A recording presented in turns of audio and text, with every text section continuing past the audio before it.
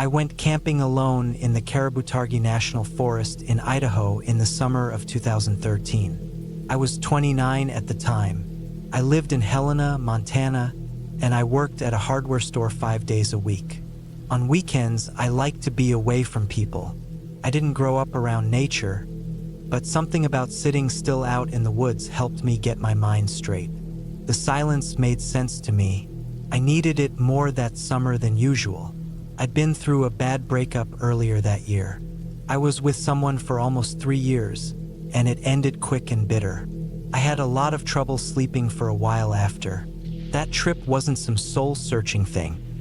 I just wanted to be away from phones and noise and the endless traffic of Helena. I packed light, brought enough gear to last 3 nights, and loaded up my old Subaru Outback. I drove south toward Idaho with no real plan except to hike until I found a good spot and to camp as far from other people as I could. I'd done this kind of solo trip a dozen times. Always kept to trails, always marked my location with GPS, and always stayed safe. No drugs, no alcohol, no distractions. I wasn't looking for some fake peace. I just wanted to sit still and breathe for a few days without hearing another person talk. I crossed into Idaho mid-morning and headed into the Caribou area. I had a map printed out from the Forest Service site and a few trails I was familiar with from a trip 2 years earlier. Around noon, I parked off the gravel road near a trailhead, checked my gear, and started walking. The weather was dry and warm, mid-70s, and there were no storm warnings. The trail I picked was narrow and not marked with anything but some small painted trees here and there. I kept a small logbook in my pack, wrote the date and time I started the hike, and made a habit of jotting down changes in the trail every half hour. It's something I always did, just in case I got turned around. That habit probably saved me later. I hiked maybe 5 miles the first day. It was rough going in places, lots of brush and steep climbs. But eventually I came to a flat patch tucked between some thick pine trees and a low rock wall. There was an old fire ring made of stones someone had left, probably years ago. I set up camp there, pitched my one-man tent, hung my food bag high in a tree, and got everything else arranged before dark. That first night, things were normal. I heard crickets, some rustling in the trees from small animals, nothing out of the ordinary. I cooked a small meal on my camp stove, just rice and canned beans, and turned in early. I slept hard that night, probably the first real sleep I'd had in weeks. But the second day was when I noticed something that didn't sit right. Around midday, I took my usual walk away from camp. Following a game trail I found that cut through the brush east of where I was set up. I only had a small pack with me, some jerky, my compass, a pocket knife, and my phone in case I wanted to check GPS. I wasn't looking for anything. I just wanted to stretch my legs and be out among the trees. Maybe an hour into the walk, I saw what looked like a track in the dirt. At first, I thought it was a deer print, long, narrow, and set deep into the soil. But when I bent down to look closer, I noticed something was off. The shape was strange. Too long in the toe, almost like it was made by a bare human foot. But the arch was wrong. It looked like someone had scraped the heel at an angle, too, almost like they were dragging it slightly. I looked around, but there were no other tracks, just the one. I figured maybe it was a distorted animal track, or something washed out by rain a few days earlier. But I still took a photo of it with my phone and marked the spot in my notebook. Then I kept walking. About 20 minutes later, I started hearing something ahead of me. It was faint, something like a branch snapping. Not just one either. It would happen every few minutes. I'd stop, listen, wait, and then I'd hear it again, further along the trail. It sounded like something big enough to break full branches, not just twigs underfoot. I've come across elk and moose before, so that didn't worry me. I just moved slower and made a little more noise so I didn't spook anything. But after another 10 minutes of following the trail, I heard something that made me stop cold.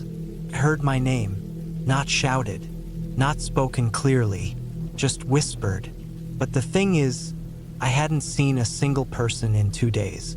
I spun around and looked back the way I came. Nothing. The trees were still. No movement. No wind. I waited there, just holding my breath, listening. Nothing else came. I thought maybe I imagined it. Sometimes your brain plays tricks when you're out in the quiet for too long. It's like it fills in the silence with whatever it thinks should be there. I tried to laugh it off, made my way back to camp slower than before, and got there without anything else strange happening. But that night, I didn't sleep so well. It was too quiet. Even the crickets seemed to stop. Every sound that came from the woods felt sharp and close. I kept sitting up in my tent, shining my flashlight outside, expecting to see an animal nearby, maybe a raccoon or deer. But there was nothing, not even the sound of trees moving. And then, just after midnight, I heard footsteps, heavy ones, just outside my tent. Not a bear, not four-legged. These were slow, careful, almost testing the ground with each step. Human. I stayed perfectly still, holding my breath. My heart felt like it was pounding through my chest. Then the steps stopped, right next to my tent. I waited, 10 seconds, then 20, then a full minute. No movement. And then I heard it again. So faint it felt like it came from inside my own head. My name, whispered. But this time it was my exact voice. That's what made me panic. I tore out of the sleeping bag, grabbed my knife and flashlight, and unzipped the tent in one fast motion. I expected to see someone standing there, or something, but there was nothing. No tracks, no movement. Just the cold air hitting my face and the beam of the flashlight cutting through trees that didn't move. I didn't sleep after that. I sat outside the tent until the sun came up, just staring into the woods, waiting. In the morning, I packed up. I wasn't going to wait for a second night of that. Something was wrong out there, and I didn't want to find out what. I started hiking back toward the trail I'd come in on, but the trail was gone. I knew exactly where it was supposed to be. I had it marked on my map, in my notes, even a GPS pin. But when I reached the spot, there was no sign of it, just trees and brush. I walked in circles for an hour, checking everything twice. Still nothing. It was like the forest had shifted. I tried to use GPS, but my phone kept flashing location not found. I downloaded maps offline ahead of time, but nothing was loading. I started to get that rising panic in my chest. The kind that starts as a tight feeling and then spreads like heat through your arms and neck. I tried to stay calm, sat down, drank some water, and opened my notebook to check every spot I'd logged. That's when I noticed something I still can't explain. There were new entries in my notebook, in my handwriting, but I didn't remember writing them. They were small notes scribbled between my normal ones, just short lines. He's behind you. Don't look back. Stay quiet. And then the last one. You're not alone out here. I dropped the notebook. I don't know how to explain it. It was my handwriting. Same pen, same pressure. But I didn't write those. I felt sick. Real stomach-twisting panic. I grabbed my gear and just started walking west, following the sun. I didn't care if I stayed on a trail. I just needed to get out. That's when I saw it. A man. At least I thought it was a man. He was maybe 100 yards ahead of me, walking through the trees. He wore clothes like mine. Same green jacket, same backpack, same boots. He even had the same gait. At first, I thought maybe it was another camper who got lost, too. But then he turned around, and I saw his face. It was my face, not someone who looked like me. It was me. Same scar under the eye, same beard, same sunburned nose. He smiled when he saw me. Then he raised his hand and waved. Exactly the way I wave. I don't mean similar. I mean it was like watching myself in a mirror. I ran. I didn't stop. I pushed through trees, scraped my arms on branches, nearly twisted my ankle more than once. I ran until I couldn't breathe, then kept going. Eventually, hours later, I stumbled out onto a gravel road. I don't know how I found it. Just luck, I guess. A ranger found me sitting on the side of that road an hour later. I must have looked like hell, scratches, ripped clothes, no gear. I told him I got turned around and lost my pack. I didn't tell him anything else. I never went back to that forest. I never camped alone again. And sometimes, I still find small notes in my handwriting in my own notebooks, written on pages I didn't write on. They always say the same thing. He's still out there. Don't let him find you. He remembers your name.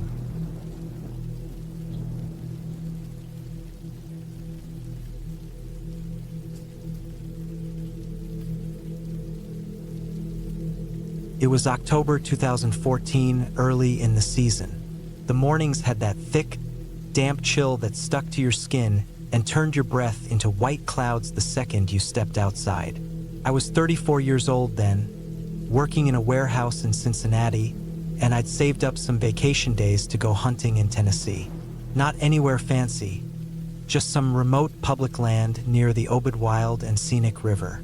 I'd been out there before with an old friend years ago, and remembered it being quiet and untouched. I wanted that again. This time I went alone. I liked it better that way. No one talking, no schedules. Just me, the woods, and the chance to bring home some venison. I packed light but smart sleeping bag, tent, basic camp gear, .30-06 rifle, a hatchet, 2 knives, food for a week, and water jugs I'd refill from nearby creeks and filter. I always kept things sharp and tight. I drove 6 hours from Cincinnati to a small dirt lot that barely passed for a trailhead. There was no one else around, no other trucks. It was Friday morning, just past 9 a.m. when I started hiking into the woods. The trail wasn't marked well, just some faint blazes on trees every now and then. I followed it in for about 4 miles, far enough that I knew I'd be alone. By mid-afternoon, I found a spot that looked good. A little clearing just uphill from a narrow creek, with a wall of thick trees behind it and a decent view to the east. I could see down the slope for about 100 yards. Plenty of signs of deer, scattered scat, worn trails, prints. I set up my tent just off to the side of the clearing, where the ground was soft but not wet. I built a fire pit with rocks and kept it small, just enough heat to cook and keep warm. I didn't want to give off too much light in case deer wandered close. That night was quiet, cold too. I layered up in the tent, rifle beside me, and drifted off to the sound of insects and the rustle of leaves. No issues. The next morning, I got up early, real early. The sky was still dark, but the edges were softening, showing the first hints of dawn. I ate a granola bar, strapped my rifle, and crept out past the creek, moving slow. I climbed up a ridge and set up behind a fallen log, facing a natural funnel where 2 deer trails merged. I stayed there for 3 hours without moving more than a few fingers. Around 9 a.m., a doe came into view, graceful, silent, completely unaware of me. I watched her for a while through the scope. I didn't shoot. I was looking for something bigger. Maybe that was my mistake, passing up the first clean shot. Around noon, I headed back to camp. That's when I saw it. Just beyond the clearing, maybe 20 feet from where I'd pitched my tent, there were tracks. Not animal tracks, boots, big ones, too wide and deep to be mine. And I knew exactly where I'd walked the day before. I'd never stepped near that spot. These tracks weren't there when I arrived. I was sure of that. I crouched down to look closer. They were fresh, still sharp around the edges. The ground was soft from rain earlier in the week, so they held the shape well. Whoever it was had walked right through my camp. Not around it, through it, right past my tent. I counted 4 full steps, then nothing, like they just stopped walking. It set off a weird feeling in my gut, like static crawling up my back. I circled the camp slowly, rifle in hand. Didn't see anything else. No gear stashed in the woods. No distant campfire smoke. Nothing, just those tracks. I told myself it could have been a ranger or another hunter passing through, but I'd seen no other vehicles, no sign of human life at all, and no one would be hiking for miles in just to poke around a solo camp. Not without a reason. Still, I tried to shrug it off. I was armed. I was alert. I convinced myself it was nothing. That night, I didn't sleep well. Every noise pulled me halfway awake. Sticks cracking, wind in the branches, acorns dropping, but nothing too out of the ordinary. It wasn't until just before dawn that I heard it. Soft footfalls outside the tent. Just 2 or 3. Slow, like someone placing their weight carefully. Not rushing, not running. I didn't move. I just lay there, listening, heart thumping in my ears. Whoever it was didn't touch the tent, didn't say a word, just stood there for maybe 2 minutes. Then the sound faded, not away into the distance, just gone. When the light came up enough to see clearly, I stepped outside, rifle in hand, scanning everything. The leaves were disturbed near the tent. Not much, just enough that I knew I hadn't imagined it. This time I found no boot prints. I spent that day hunting again, but I couldn't focus. I was jumpy. I kept looking over my shoulder. The woods felt wrong, like I was being watched, not by an animal, by something that understood the way I moved. I didn't see any deer that day. I didn't see anything, not even birds. That's what really got to me. Even the squirrels were quiet. Back at camp that evening, I made a small fire, smaller than before. I didn't want to draw attention. I ate cold food straight from the can. I didn't want the smell of cooking meat carrying in the air. I kept my rifle on my lap and sat in silence until night fell. Just after midnight, I heard something again. This time, not footsteps.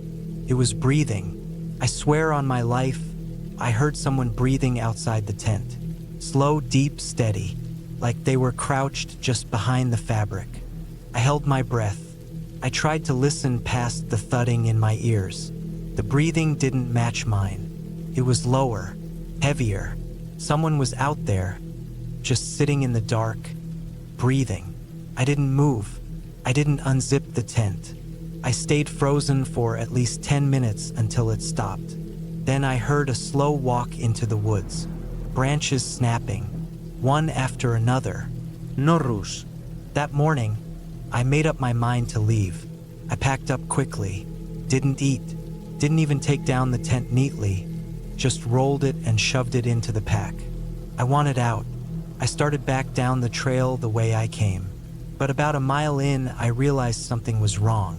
The trail was different. It wasn't anything big, just little things. A fallen tree that hadn't been there, a missing blaze on a tree, a rock formation I didn't recognize. I had my GPS, and it showed I was headed the right way, but the forest felt off, like I was being led, not walking freely. That's when I saw the orange tape. Hunters sometimes tie it to trees to mark paths or boundaries, but this wasn't mine. I hadn't marked anything, and this tape was fresh, still clean, no mold, no sun bleaching. It was tied in 2 spots ahead of me, about 10 feet apart. Then I spotted the third. This one was different. It was tied lower, almost at ankle height. I stepped closer to look. That's when I saw the wire. It was a snare, a crude one but strong. Steel cable looped and tied to a tree, half buried under leaves. Meant to trap a leg, human height, not for deer or hogs. And right past it, almost hidden in a tree hollow, was a trail cam, facing the trap. A red light blinked. I froze. This wasn't hunting. Someone was watching the trail, waiting for someone to step into it. I backed up slowly, all the way, eyes on the wire the whole time. Then I turned and bushwhacked west, away from the trail, straight through the trees. I hiked without stopping for hours. No breaks. I drank from my bottle while walking. I didn't care how loud I was or how many branches I snapped. By mid-afternoon, I hit a dirt road. No signs, no cars.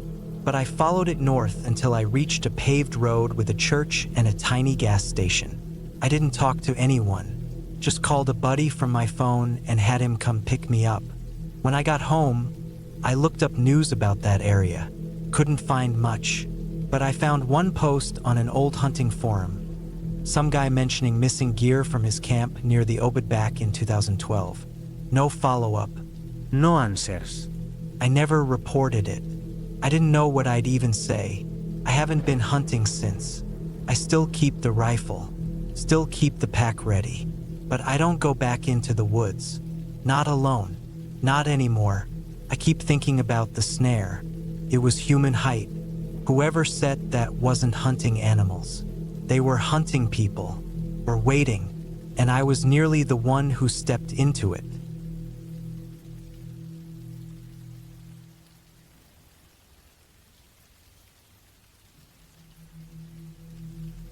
It was late September 2017. I had just turned 34 and needed to get away from everything. Work, phone, people.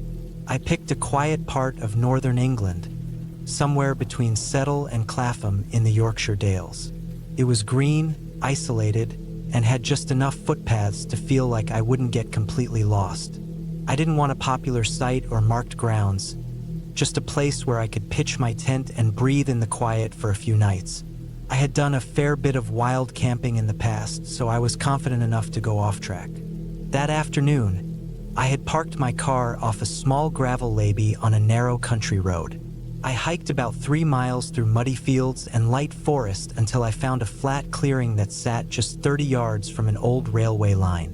The track hadn't been used in decades, from what I could tell. Rusted metal, overgrown wooden ties, nettles climbing between the rails. It looked forgotten. Behind it stood a low ridge, and beyond that, just endless rolling fields and scattered woods. I thought it was perfect. The forecast had warned of light rain that night. I was prepared for that. I had a reliable 2-man tent, waterproof gear, and a small gas stove. I wasn't worried. In fact, the idea of sitting in my tent while rain hit the roof had always been a strange comfort to me. After setting up camp, I cooked a quick meal. Nothing fancy, just rice with a bit of canned beef, and settled inside the tent with a thermal flask of tea. It was already starting to drizzle by then. My phone had no signal, but I liked it that way. I read a few pages from a paperback I brought, then lay back and listened to the soft drum of rain against the tent. It was cold, but I had extra layers and a thick sleeping bag. Everything was fine. It must have been just past 9 p.m. when I started hearing a dull thud in the distance. At first, I thought it was a tree branch snapping or maybe the wind knocking something loose. But it repeated, steady, slow, like something or someone was moving through the brush nearby. I sat up, trying to listen. The rain made it hard to hear clearly. I turned off my small lantern and waited in silence, hoping my eyes would adjust and maybe let me see outside the thin tent wall. The sound stopped for a while. I thought maybe it was just a deer or a sheep wandering through. This was the Dales, after all, lots of animals out here. I lay back down. A few minutes later, it started again, but this time closer. Still slow, still steady. Crunch, pause, crunch, pause. It didn't match the random pace of an animal. It was deliberate, like steps. I knew I was alone out here. I hadn't passed anyone since leaving the road, and even that was empty. No parked cars, no footprints in the soft mud. Who would be walking out here in the rain, in the dark, near a disused railway line? I stayed completely still, listening hard. The sound circled slowly behind my tent, between me and the railway. I couldn't see anything, just heard it. My first thought was to unzip the tent quietly and shine my torch, but I held back. If it was an animal, I'd spook it. If it was someone, I didn't want to give away my position. Then everything went quiet again. I waited. Nothing. Just the rain. I must have sat there, frozen, for 20 minutes. The sounds didn't come back. Eventually, I convinced myself it was a badger or maybe even a large bird dragging something. My heartbeat settled. I tried to read again but couldn't focus. I kept listening. After another half hour, I finally unzipped the tent and stepped out into the night. The rain had become heavier. My boots sunk slightly in the wet soil. I scanned around with my torch. Nothing but my own tent, the dark line of the railway, and trees beyond. No movement, no tracks. I walked around the tent once, checked behind a low bush where I thought I had heard the sound earlier. Nothing. I stayed up for another hour, just sitting by the tent entrance with the torch nearby, but nothing else happened. I eventually zipped up again, got in my sleeping bag, and told myself I was overthinking it. I didn't sleep well. Sometime around 1 a.m., I heard a new sound, not footsteps. This time, it was the unmistakable clink of metal on metal.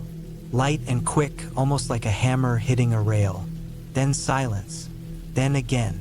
It repeated every few minutes, short taps. Very faint, but definitely there. It seemed to come from further up the railway line, maybe 50 yards north of my tent. I pulled my boots on, grabbed the torch, and unzipped the tent slowly. Rain blew in sideways. My fingers were cold as I stepped outside. I stood completely still, torch off. I listened. Top. Pause. Top. The sound was coming from a bend in the track where the line disappeared into thick underbrush and rising ground. I walked slowly toward it, trying not to step too loudly on the wet grass. The taps continued but got softer as I moved closer. Then they stopped completely. I turned the torch on, scanning left and right over the tracks into the bushes up the slope. Nothing. I walked about 10 more yards, listening hard, but everything had gone silent. No tapping. No footsteps. Just rain and wind. I turned back, and that's when I saw it. At first, I thought it was just some random junk someone had left by the tracks, but it wasn't there when I first arrived. Lying across one of the railway ties, not far from my tent, was a rusted crowbar. Old, bent at one end, caked in dirt. I hadn't seen it before. I was sure of it. It hadn't been there. I didn't pick it up. I just stared at it for a long time, then looked around again. Nothing else had changed. Still just me, the tent, the rail, and the rain. I went back inside the tent, pulled the zip hard, and sat with the torch resting on my lap. I didn't sleep after that. The rest of the night passed slowly. No more tapping, no more footsteps, just wind and cold and the sound of my own heart beating too loud in my ears. When daylight came, I packed everything as fast as I could. I didn't eat breakfast. I didn't even take the usual photos I normally did when I camped. I just wanted to get away. I left the crowbar where it was and headed back to the car. But about halfway through the hike back, I found something else. It was a worn-out backpack, sitting just off the path under a tree, completely soaked, half covered in moss. I pulled the flap open. Inside were old clothes, a water bottle, and a notebook. The pages were soggy and stuck together. I peeled a few apart. No names. Just messy handwriting that didn't make much sense. Bits of phrases like sleeps during day and doesn't come out if light stays on. Strange, rambling notes. I didn't take the bag. I didn't want to touch it any more than I already had. I kept moving. I reached my car around noon. Everything felt normal again. Cars on the road. Birds in the trees. The sun even peeked out for a bit. But I didn't stop. I just drove straight home. That night, I searched online for anything I could find about that area. Campers, missing people, anything involving that stretch of rail. I didn't find much, just one old post on a forgotten forum from years back, where someone mentioned finding makeshift bedding in a concrete drainage tunnel near that same line. Nothing official, nothing detailed, just vague mentions of someone living rough out there. It's been years now, and I still think about it. The footsteps, the tapping, the crowbar, and whoever left that backpack under the tree. I don't camp alone anymore, and I never camp near railways.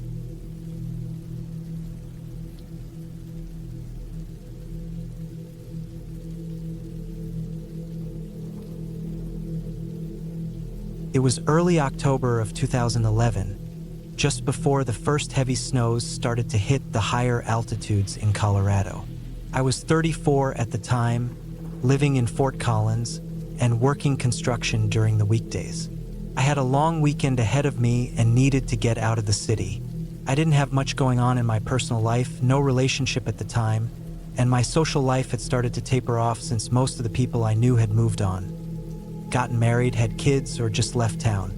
I packed up my gear and drove my old 1998 Toyota Tacoma out west toward the Roosevelt National Forest. I had been camping most of my life and always preferred the quieter places, areas where I could go a whole weekend without seeing another person. I took with me a two-man tent, a .22 rifle for small game, a hunting knife, some dried food, water, a metal pot, my little propane stove, a first aid kit, and my sleeping bag. Nothing too fancy. I was used to roughing it. The plan was simple. Find a spot far enough off the old forest roads that no one would be likely to stumble across me, set up camp, and enjoy some quiet away from the hum of city life. I had found a ridge on an old topographic map I printed out from the internet, a place just north of Chambers Lake. It looked remote, no trails leading to it, and a narrow creek nearby. Perfect for what I needed. I parked the truck off the edge of a dusty pullout around noon and hiked nearly 2 miles in with my pack on my back. It wasn't too hard of a climb, mostly gradual, though the underbrush was thicker than I expected. By the time I reached the top of the ridge, my shirt was soaked through with sweat and my legs were aching. The air had that cold, dry edge that hinted at the coming winter. At the top of the ridge was a flat clearing surrounded by dense pine. The wind whispered through the trees, and I could hear the soft gurgle of the creek below. I cleared a patch of ground and set up my tent just slightly below the crest of the ridge. I took a minute to admire the view. The forest seemed to go on forever in every direction. No houses, no lights, no sounds of cars, just wilderness. The first night was uneventful. I ate some jerky and heated a can of beans over the stove. Then I sat and stared into the fire until the wind picked up and the air got colder. I zipped myself into the sleeping bag inside the tent and drifted off to the sound of pine needles rustling against the tent walls. The next morning was cloudy and colder. A dull gray had settled over everything. I walked down to the creek and refilled my water bottle using a filter. I saw no signs of animals, no deer tracks or scat. The forest felt still. I didn't think much of it. Some weekends were like that, silent and empty. Sometimes the woods just felt off for no reason. I made some oatmeal, drank a cup of weak instant coffee, and spent the afternoon walking up the ridge and glassing with my small pair of binoculars. It was on that second day I noticed something strange. While hiking up a slight incline near the northern end of the ridge, I spotted what looked like a tarp tangled in some branches, maybe 30 or 40 yards off. It was faded green, like the color of an old army surplus tarp, barely visible under a pile of broken sticks and pine needles. I thought maybe it had blown there from a hunter's camp, or maybe someone had illegally dumped some stuff. I made my way over, brushing branches aside, and found that it wasn't a tarp at all. It was a heavily weathered poncho. Underneath it, partially buried, were rusted cans, some broken glass, and what looked like the frame of an old camp chair. There were no fresh tracks, no recent garbage, no sign that anyone had been there in years. It looked like someone had abandoned the site long ago and left in a hurry.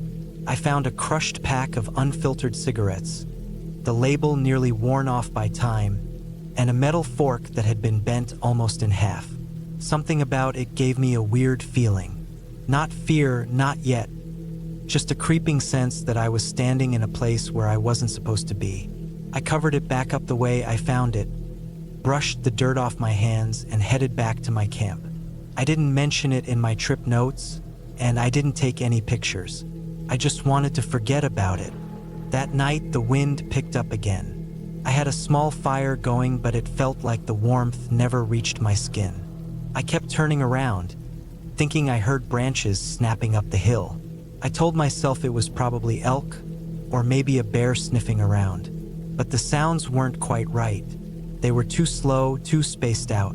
Not the kind of movement you expect from animals. Around midnight, I woke up suddenly. There was no noise, just the feeling that something had changed. The kind of thing your body knows before your brain catches up. The tent was cold, the kind of cold that sinks through your sleeping bag and into your bones. I didn't hear anything, didn't see anything, but I couldn't fall back asleep. I lay there for hours staring at the ceiling of the tent, counting the minutes until daylight. The next morning, I found prints about 15 feet from my tent. They weren't boot prints, not clean ones at least. It looked more like someone had been standing there barefoot or in worn socks. Just deep indentations in the pine needles and some disturbed dirt. No animal I know of stands like that, and they were close, too close. I stood there for a while just staring at the marks, trying to figure out what it meant. If someone had come through my camp, they would have had to hike miles in from the nearest road. And why would anyone do that barefoot? I kept circling the tent, checking for more, but didn't find any. That day I didn't explore. I just stayed close to camp and gathered wood. I told myself maybe it was just my imagination. Maybe it had been me walking around in the dark the night before and I forgot. But deep down I knew that wasn't true. I had zipped myself in tight, and I hadn't left the tent until morning. That night I barely slept. I kept the fire going as long as I could. Every time it crackled or popped, I jumped. The dark beyond the trees felt heavier, as if something was waiting just outside of reach. I didn't hear footsteps, but I kept thinking I saw movement, quick flickers between the trees. My hand stayed on my knife most of the night, tucked under the flap of my sleeping bag. Around 3 a.m., I heard something breathe. Not the wind, not the rustle of trees. Something real. Slow, deep breaths. It was right outside the tent. I didn't move. I didn't even blink. My heartbeat was the only thing I could hear after the breathing stopped. When the sun came up, I packed my things. I didn't even eat breakfast. I threw my gear into the pack without folding anything and hiked straight out the way I came. The trail back felt longer than it should have. I didn't stop to rest, didn't stop to drink. Every snapped twig behind me sounded like footsteps. When I finally reached the truck, my legs were shaking. I started it up, pulled onto the road, and didn't stop until I hit Fort Collins just before dusk. I slept that night with the windows locked and the lights on. A week later, I reported what I'd found to a ranger's office in Red Feather Lakes. I gave them rough coordinates of the old campsite and described what I'd seen. They nodded, didn't say much, just wrote it down. I asked if they knew of any missing persons from that area. They didn't give me a clear answer, just said people get lost in those woods every year. I never went back to that ridge again. I've camped since then, plenty of times, but never alone. Not after that. I've thought a lot about what happened, and I've run through every explanation. Maybe it was just some drifter living in the woods. Maybe someone saw my camp and got curious. Maybe they were harmless. But I can't forget the way the breathing sounded. I can't forget how close those prints were to my tent. And I can't forget the feeling I had the second night. That someone was out there, watching, waiting, never saying a word. Sometimes, late at night, I still wake up thinking I hear that sound outside my window. The slow, steady breathing of something just beyond the glass. But when I open the curtains, there's never anyone there. And that's what scares me the most.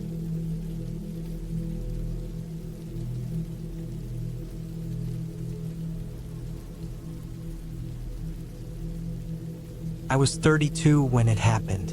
It was late August of 2014, and I had taken a week off from work. I was living in Wales at the time, near Brecon, and I'd gotten into the habit of doing solo camping trips. Nothing fancy, just me, my gear, and a quiet spot far from people. I worked in IT back then, stuck in a cramped office, and this was my way of clearing my head. I found a place a few months earlier that seemed perfect. It was about a 90-minute drive west of town, near an old and used limestone quarry tucked behind a stretch of woods. I had found it while looking over some OS maps. There were no trails going directly through the spot, and nothing but thick pines on the satellite view. The quarry itself looked like it hadn't been touched in years. It was marked private property, but there were no gates. Just a broken-down barbed wire fence that sagged in most places and didn't look like it had been checked on in a decade. I wasn't trying to be reckless. It wasn't like I was climbing through someone's farm or setting up next to a cottage. This quarry was miles from the nearest house, and I had no reason to think anyone would care if I spent a night or two nearby, especially off the beaten track. I packed my kit the night before. Basic gear, one-man tent, sleeping bag, jet boil, headlamp, extra batteries, first aid kit, all the usual. I always brought a small hatchet for firewood and a fixed blade knife. Not because I expected trouble, but because that's what you do when you're alone in the woods. I kept it clipped to my belt, more out of habit than anything else. I left mid-morning the next day. The weather was good, cool air, heavy clouds, but no rain. I reached the dirt track that led close to the quarry around noon. It wasn't much of a road, just gravel and patches of grass that looked like it might have been used by tractors at some point, but it got me close enough. I parked the car off to the side where the grass was flattened and walked the last mile or so on foot, cutting through the trees. The woods were quiet, still, like they always are just before autumn settles in. No wind, no rustling, just that damp, earthy smell of pine needles and moss. I kept walking until I reached the fence, half buried under leaves and ivy, barely upright. I stepped over it easily. The ground sloped down a little before opening up into the wide bowl of the quarry. It was maybe 200 meters across, with sheer stone walls on 3 sides and a slope of loose gravel and brambles on the 4th, the side I came from. I set up camp just inside the treeline, far enough from the open quarry space that I wouldn't be visible from above, if anyone even came out here, which I doubted. I had a good view of the clearing, and the woods were thick enough behind me that I didn't worry about anyone coming through that way either. By the time I had the tent up and gathered some firewood, it was late afternoon. I made some coffee, sat down on a flat rock, and just listened. That's what I loved about camping alone. The quiet. Not the absence of sound, but the kind of quiet where every crack of a twig or distant bird call seemed more alive. It wasn't until the sun started to dip that I felt something off. I had just lit the fire when I heard it, a metallic rattling, faint, like wire being brushed against metal. I froze. It was coming from behind me, somewhere in the trees, maybe 20 or 30 meters away. I stood still, listening. It stopped. I thought maybe it was a branch or a bit of old fencing shifting. The forest does that sometimes.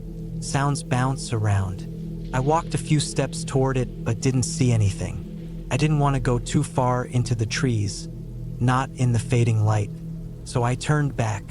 The fire was small, but enough to see by. I made some food, warmed up a tin of beans, and tried not to think about the sound. But I kept looking into the woods. Later, just as I was zipping up the tent to sleep, I heard it again, a faint clinking sound, then nothing. I lay there for a while, holding my breath, heart racing, knife close, but it never came back that night.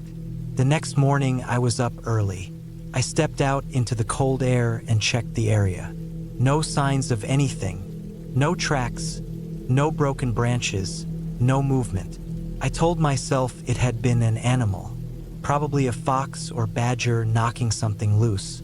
The mind plays tricks when you're alone in a strange place. I spent the day hiking around the edge of the quarry. It was bigger than I'd thought.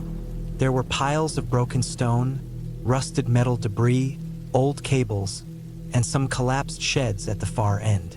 Looked like the place had been shut down in a rush. I found a spot up high where I could sit and look out over the whole thing. I stayed up there a while, until the sun started to dip again. When I got back to camp that evening, something was different. I noticed it as soon as I stepped through the trees. My firewood pile had been disturbed, not scattered, just moved, rearranged, like someone had picked it up and then set it back down, only not the way I'd left it. I stood there for a long time, not moving. I looked around, no one, nothing out of place except that pile. I walked around the perimeter of my camp, slowly, trying to see if there were footprints. The ground was soft in some places. I found one mark, faint, but wide, like a heavy boot. Only one, too vague to be sure. I should have left then, but I didn't. I don't know why. Maybe I didn't want to admit that something felt wrong. Maybe I thought I could tough it out, that it was just a hiker, a one-off thing. That night, I barely slept. Every sound outside the tent made me jump. I lay there for hours, knife in hand, barely breathing. At some point, I must have drifted off because I woke up just before dawn, still alive, still alone. I crawled out of the tent, stiff and cold, and saw something I hadn't expected. A wire. A single strand of it. Thin, rusty, maybe a foot long, bent in the middle, placed right in front of my tent entrance. Not buried, not tangled in grass, just placed, deliberately, like it had been set there for me to find. I picked it up with my gloved hand. It was old, probably from one of the fences or sheds, but it hadn't been there the day before. I knew that. I'd have seen it. Something about that bit of wire shook me in a way nothing else had. It wasn't just that someone had come through my camp. It was the message of it, the intent. I packed up fast, took down the tent, stuffed everything into my pack without care. I wanted to be out of there. I didn't even stop to eat. I just slung the gear on my back and started hiking back to the car. I kept checking behind me as I walked. The woods felt heavier, like something was close, watching. I didn't see anyone, not once, but I felt it. When I reached the broken fence, I stepped over fast. The car was still where I left it. Nothing touched. I threw my stuff into the back and got in, locked the doors, and sat there for a minute, just breathing. Then I saw him, at the edge of the woods, maybe 60 meters back, standing still, not moving, just a figure tall, broad-shouldered, wearing a faded jacket, face hidden in shadow. He didn't wave, didn't come closer, just stood there. I turned the key, engine caught. I drove, didn't look back again. I didn't go camping again for a long time after that. I tried to brush it off, say it was just a squatter, some drifter passing through, but I couldn't shake the way that wire had been placed, or how he stood there silent, unmoving. A few weeks later, I looked up the quarry, dug through some old local forums, property records, anything I could find. Apparently, a few other people had gone out that way in the past, either camping or exploring, and had left early. One guy said he found his tent slashed. Another said someone had followed him back to the road and then vanished. No one ever filed reports. No one ever found anyone out there. I never told anyone the full story. Not until now. I don't even know if it makes sense to someone who wasn't there. But I'll say this. Sometimes, it's not ghosts or monsters you have to worry about in the woods. Sometimes it's just a man who doesn't want you there, and who never says a word.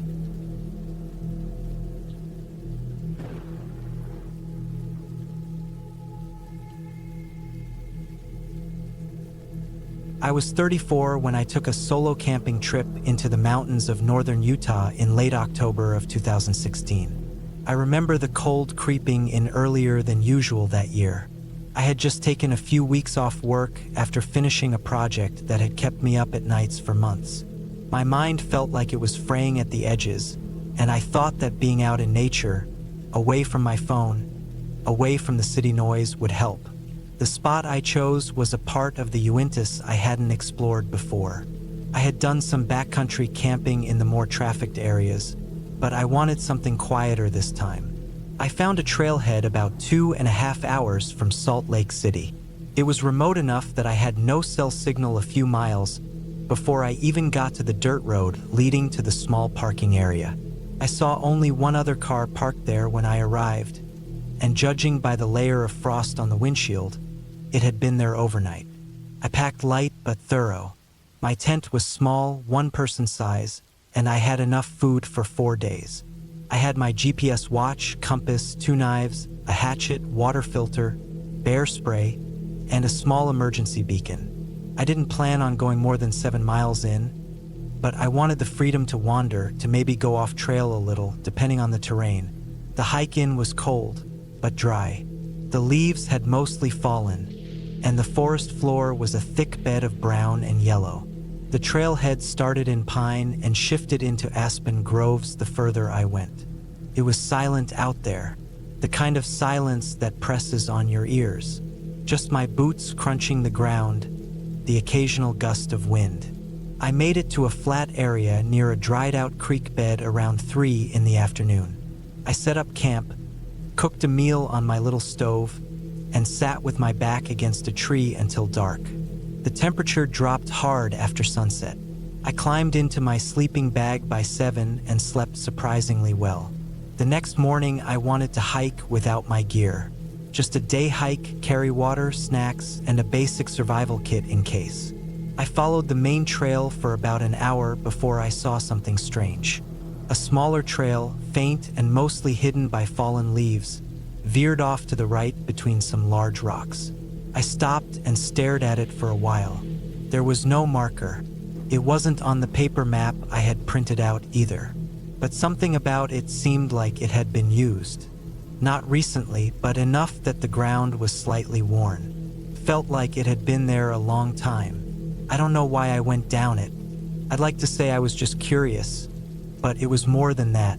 Something about it felt almost familiar, like I'd seen it in a dream or maybe a memory from childhood. The trees seemed to close in more as I moved down that path. After a few hundred feet, the trail turned into a slight downhill slope. The light was strange in there. The trees were thinner but taller, and they blocked the sun in a way that made it feel like late evening even though it was barely noon. I kept walking. No reason, just forward motion. About half a mile in, I started seeing old things. Metal scraps, broken wood, pieces of rusted equipment. The kind of stuff you'd expect from a campsite decades ago. But it wasn't all in one place. It was scattered, like someone had been trying to bury or hide it. At one point, I saw a rusted axe head in a tree stump. No handle. The tree had grown around it partially. That meant it had been there a long time. I should have turned around, but I didn't. The trail curved again, and there it was, a small shack maybe the size of a walk-in closet made from rough wood. The roof was mostly gone, and the door had fallen off the hinges. I stood there staring at it, heart pounding, for no reason I could explain. Something about it made my skin crawl. I looked inside, just dirt floor, a few broken boards. No furniture. But then I saw it, a hole, roughly dug, a pit maybe 4 feet deep in one corner. I stepped back. That was the moment it hit me that something about this was very wrong. The trail wasn't official. The shack wasn't on any map, and I hadn't seen any other sign of human activity in that direction. I turned to leave, but I couldn't find the trail. That stopped me cold. I had walked in a mostly straight line, just one curve to the left. But when I turned around, all I saw were trees. There was no clear path anymore. The leaves and brush all looked the same. My GPS had signal, but it wasn't showing the trail I came in on either. Just a breadcrumb trail of my steps. I followed it, or I thought I did. After 10 minutes, nothing looked familiar. I turned around again, and again. I didn't panic yet, but I was sweating, and the air felt different, thicker, like being underground.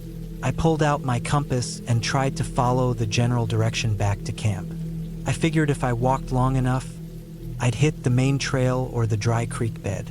But after an hour, I started seeing the same rusted metal scraps again. The same tree stump with the axe head. I'd gone in a circle. I stopped walking. I tried to sit and think. That's when I heard it. Not an animal. Not the wind. Footsteps. Slow. Deliberate.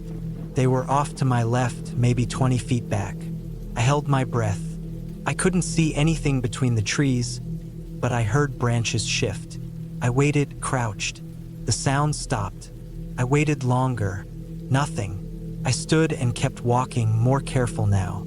I didn't care about finding the trail anymore. I just wanted to head south. Straight south. That would eventually get me to a road if I went far enough. I moved faster. I didn't stop for anything, but the footsteps followed. Not constant, just here and there.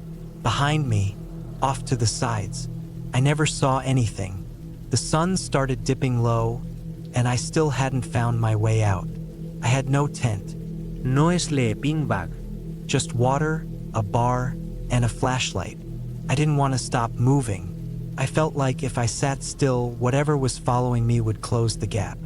When night came, I found a small gap between some rocks and wedged myself in. I wrapped my emergency blanket around my legs and held my knife in my hand. I didn't sleep. All night I heard things moving, twigs snapping, leaves rustling. Once, something scraped the edge of one of the rocks above me, just lightly, like a fingernail. I didn't look, couldn't. When dawn broke, I forced myself up and started walking again. Every part of me ached. My mouth was dry, but I moved, and then finally I hit the dry creek bed. It looked the same as the one by my camp. I followed it upstream. My legs were cramping by the time I saw my tent. Everything was as I left it, untouched. No signs of anyone else. I Payette Forest. I didn't cook. I didn't even eat. I just stuffed my gear and started back toward the car. I didn't look back. When I got to the lot, the other car was still there. The same layer of frost. But something was off. I walked closer and realized it wasn't frost. It was dust. The thick layer of it, untouched. I checked the plates. They were expired, dated 2 years before. A park ranger's notice had faded to almost white under the windshield. Whoever had driven it last never came back. That messed me up more than anything else. I thought about it the whole drive home. That trail wasn't on the map. The shack wasn't on the GPS. And whoever had gone there before me had never made it out. I never reported it. I don't know why. Fear maybe, or just denial. But I don't go camping alone anymore. Not in Utah, not anywhere. And I never ignore the feeling when something looks like it shouldn't be there. Not anymore.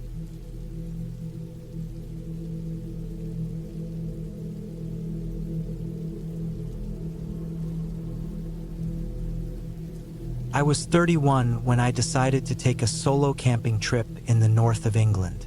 It was early September 2014, and the weather was just beginning to cool down, though the days were still long and the skies mostly dry. I lived in Sheffield at the time and worked long hours as a building surveyor. I'd gone through a breakup 3 months earlier, and even though I kept myself busy with work and some basic gym routines, my mind was still heavy. I needed a change of pace, somewhere I could sit in silence without the hum of traffic or the buzz of emails. A few people had mentioned a place called Kielder Forest, which sits way up in Northumberland, not far from the Scottish border. It's huge, one of the largest man-made forests in Europe, and it's full of winding trails, thick pine trees, and remote campsites.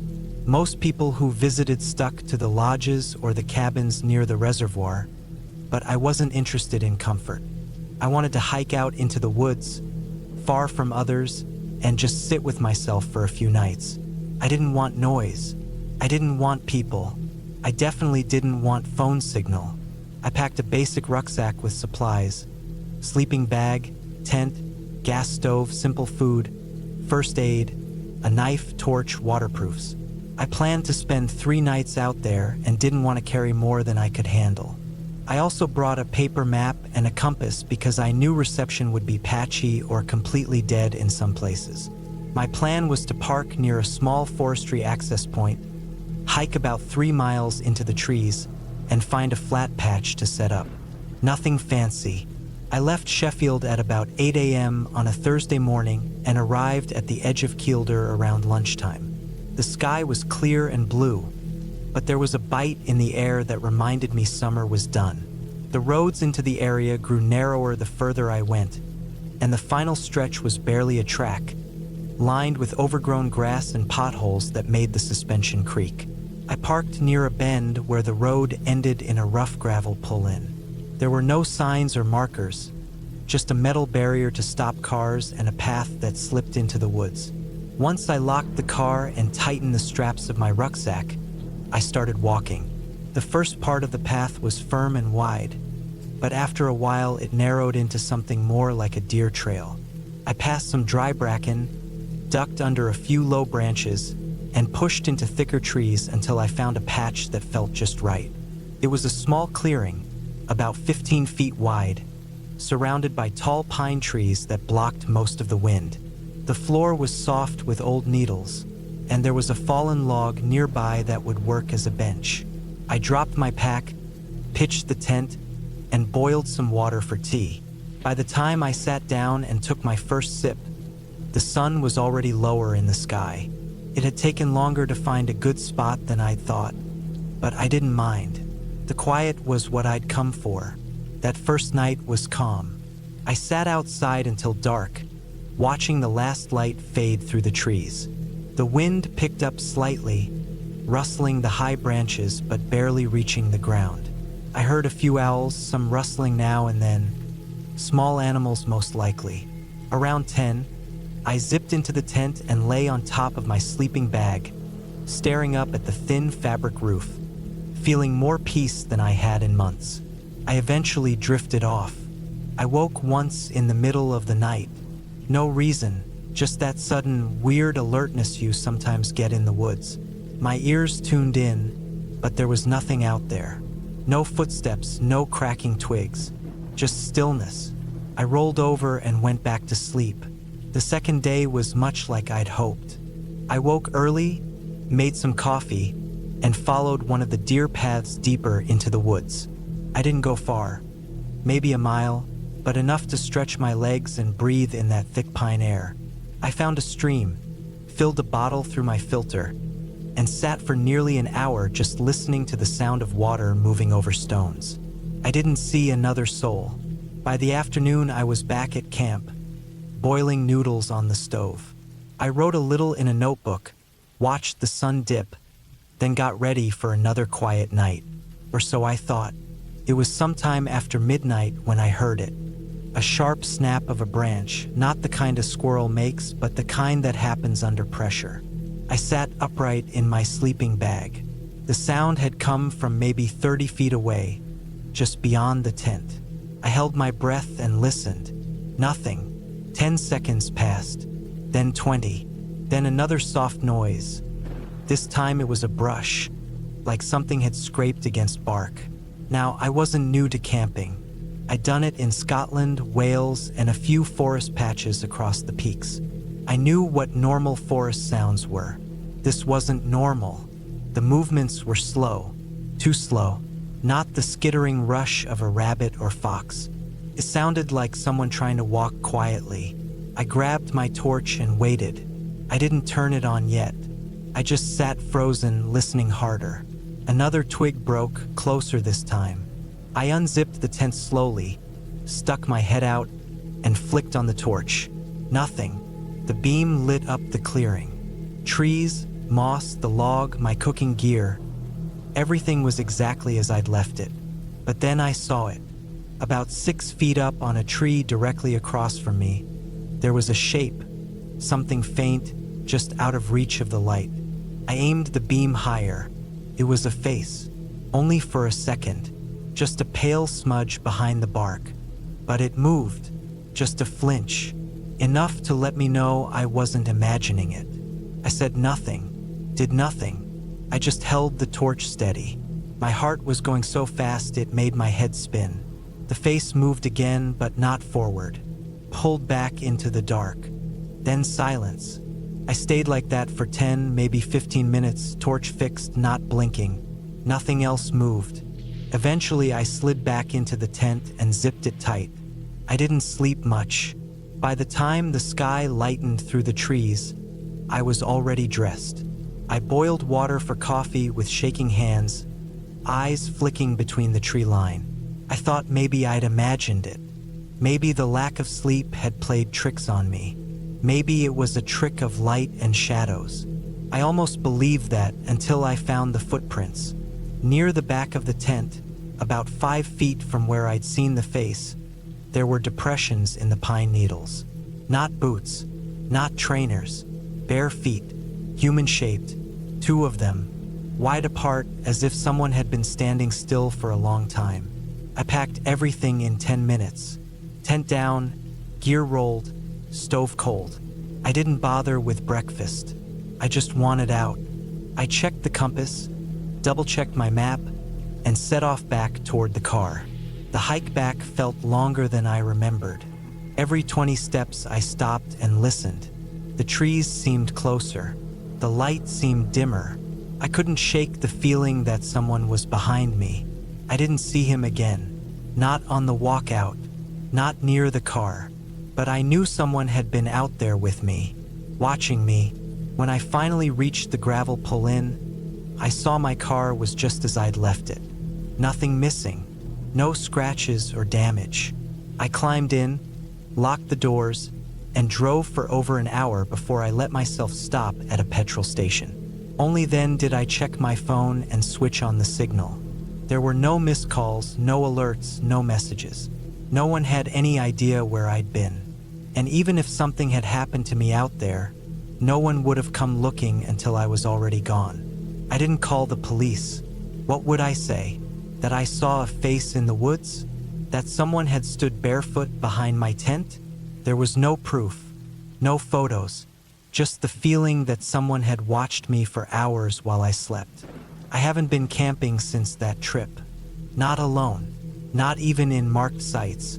I still think about it more often than I'd like, especially when I'm walking past trees or hear something snap behind me. That face, half lit by torchlight, pale and motionless, still lives in the back of my head. Whoever that man was, he wasn't lost. He wasn't a hiker. He wasn't a local farmer checking land.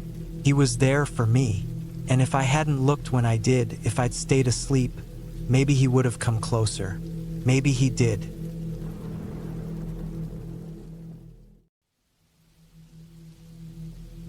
It was early October of 2018 when I decided to take a solo camping trip into the Black Hills of South Dakota. I was 32 back then and had been working in a machine shop for the past 10 years. I needed a break. I was starting to feel the walls closing in at work and home. The noise, the constant pressure, the routine of it all.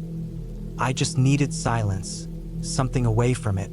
I figured a few days by myself, out in nature, no phone, no people, just me in the woods. That might clear my head.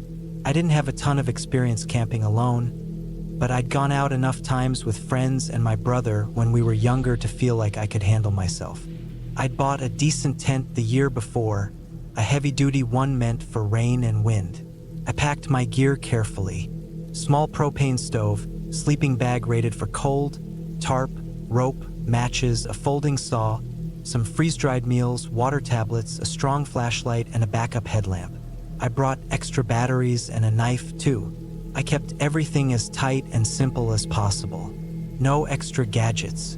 I also had a map of the area, an actual paper map, and I marked a place about 2 miles off a Forest Service road I found on Google Earth a few days before. It was a spot next to a shallow creek in a small clearing between thick pine. I left my old Dodge Ram parked along the service road, well off the path but not hidden. If something happened, I wanted it to be seen. I hiked in with a heavy pack, taking my time. It took me a little over an hour and a half to reach the clearing. The air smelled sharp, almost wet already, like rain was hanging up high and waiting. Leaves had started to turn, mostly gold and light orange in the lower brush. The trees in that part of the hills grow tight together. Thick trunks, deep green needles. It feels like the kind of place sound doesn't travel far. I barely saw a squirrel or a bird the entire walk in. I set up camp right before it got dark. The sun drops fast out there in the fall. I cleared some rocks, staked my tent close to a big pine for wind cover, and laid my tarp under everything to keep the ground moisture out.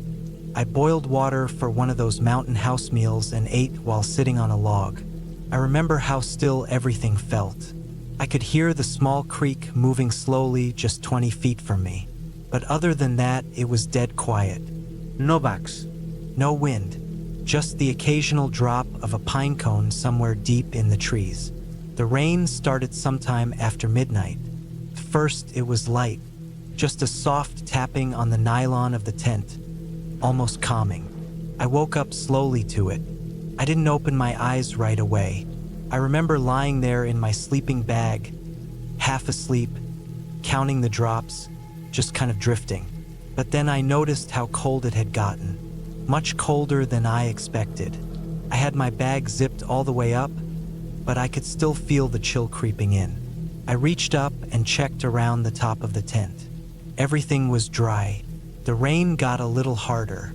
The steady rhythm of it started to echo louder, almost like static. I was still tired, so I tried to go back to sleep. Then, around 3 a.m., I heard something strange. It was a crunch, not a branch snapping, but a slow, soft crunch, like someone stepping lightly on wet needles. I froze. My head was just inches from the tent wall. I held my breath. At first I thought maybe it was an animal, maybe a deer or something moving around. But the sound wasn't random. Came in small, careful steps. Not four-legged, not bounding or snuffling. Just slow, one-at-a-time steps. Heavy ones. Someone was walking near my tent. I didn't move. I didn't even blink. The steps were close, circling. They sounded like they came from the edge of the clearing. The rain was making it hard to hear clearly, but there was no mistaking it. It wasn't an animal. Someone was out there. I stayed frozen for what felt like 10 minutes. The footsteps stopped. I didn't hear anything after that. No zipper sound, no voice, just the steady rain, the wet air, and the rush of blood in my ears. Eventually, I sat up very slowly, slipped the knife from the inside pocket of my bag, and held it under the sleeping bag. I didn't unzip the tent. I didn't even reach for the flashlight. I just sat there in the pitch dark, listening, waiting for anything. Nothing. I stayed like that until morning. The rain never stopped. The first light, I stepped outside. The trees were slick with water, the pine needles dark and shiny. The firewood I stacked was soaked through. Everything smelled like damp bark and cold air. I walked around the perimeter of my camp, checking the ground. There were no clear footprints, but the pine floor was soft. It didn't hold impressions well. Still, near the north side of the clearing, I found a disturbed patch of needles. A small spot, maybe the size of a dinner plate, looked slightly sunken, like someone had stood there. I tried to brush it off. Maybe it was an animal. Maybe I imagined it. But something in my gut was saying otherwise. It wasn't a dream. I knew what I heard. Those steps didn't come from a deer or a bear. They were slow, careful, human. I told myself I'd stay one more night. Maybe I was just tired and hearing things. I spent the day trying to stay busy. I gathered dry wood from under thick brush and cut it into usable pieces. I started a small fire with the driest stuff I could find, mostly just to keep myself distracted. I boiled water for coffee. I walked down the creek and filled my filter bottle. By late afternoon, the clouds rolled in heavier than the day before. It got darker way earlier than it should have. I checked my watch. It was barely 5:30 and it looked like twilight. The wind picked up. The tops of the trees swayed hard, the sound like distant ocean waves. I sat near the fire until the rain came back. It was harder this time, a steady pour that hit the tarp and tent like pebbles. I got into the tent around 7 p.m. I wasn't tired yet, but the rain was too heavy to do anything else. I double-checked the tent zippers, made sure my gear was sealed up, and lay back with my headlamp on. I read the map again even though I didn't need to. I just wanted to look at something. The rain got heavier. Then it thundered. A slow roll, low and far off. The lightning flashed pale blue through the fabric. I counted 5 seconds. Then the thunder came again. Closer. The rain came in sheets. It was loud. The kind of loud that gets in your ears and chest. And then, through all of it, I heard something else. Another crunch. Another step. At first I thought it was just the rain playing tricks on me. But then came another. And another. Closer this time. Definitely steps. I sat up quickly, heart racing. I reached for my flashlight and shut off the headlamp. I sat still, knife in hand, listening hard. The steps stopped. The only sound was rain and the thunder in the distance. Then something brushed the side of the tent. It wasn't hard. It was soft, like someone ran their fingers lightly across the side wall. I jumped back and held my breath. My eyes were wide open, but I couldn't see a thing. Just pitch black. Another touch, near the back this time. Then the sound of soft breathing, not mine. I felt the tent floor move slightly. Just the faintest shift, like pressure against the fabric. I was paralyzed. I couldn't even bring myself to speak or yell or move. I didn't want to unzip the tent. I didn't want to shine my light. I waited for what felt like an hour. Then finally silence again. No more steps. No more breathing. Just rain. I stayed awake the entire night, knife in hand, waiting for it to come back. It never did. By morning, the rain slowed to a drizzle. The sky was a dull gray. I got out of the tent, soaked and stiff. I looked around the entire camp. There were marks this time, clear ones. Near the back of the tent, in the soft mud, I saw a footprint. A real footprint. Human. Bare. Toes and all. It wasn't big, maybe a size 10, but it was real. I packed everything in under 20 minutes. Didn't bother cleaning my cookware or drying anything out. I just stuffed it all in the pack and headed straight for the road. The walk back felt longer than the way in. Every crack in the woods, every gust of wind, made me jump. I kept checking behind me. My heart didn't slow down until I saw my truck. I drove straight out of the hills and didn't stop until I reached Rapid City.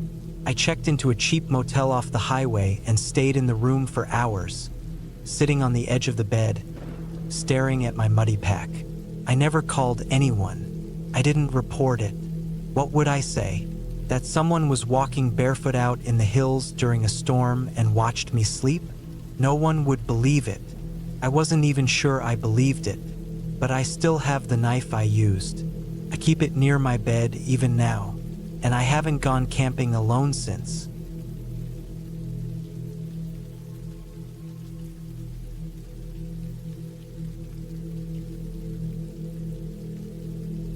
My name is Dylan. This happened to me in October of 2019.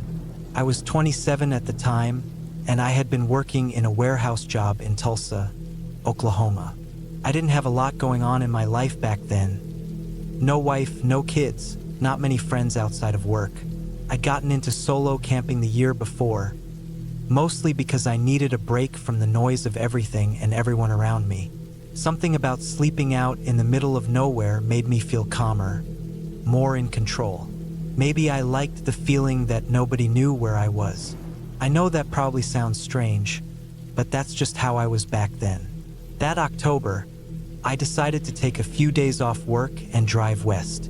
I'd been looking at maps and found a remote canyon area in New Mexico, just north of the Gila National Forest. There was a stretch of land out there that wasn't on any major trail, no official campgrounds, just old paths and dry creeks. I found it on a hiking forum. Some guy posted about hiking the ridges and said he didn't see a single person for 3 days. That sounded perfect to me. I packed light but smart. Tent, sleeping bag, layers for the cold nights, plenty of water, dehydrated meals, flashlight, GPS, and a .22 revolver I kept for snakes or whatever else. I wasn't paranoid, but I liked having it close. I filled the tank of my old 4Runner and hit the road. It was about a 10-hour drive from Tulsa. I stopped for gas a few times, grabbed a breakfast burrito at a gas station outside Santa Rosa, and made my way into the high desert. By late afternoon, I was on a rough dirt road about 15 miles from the main highway. The sun was going down, and the land around me looked like something out of a movie: red dirt, scattered brush, small dry trees, and a wide open sky.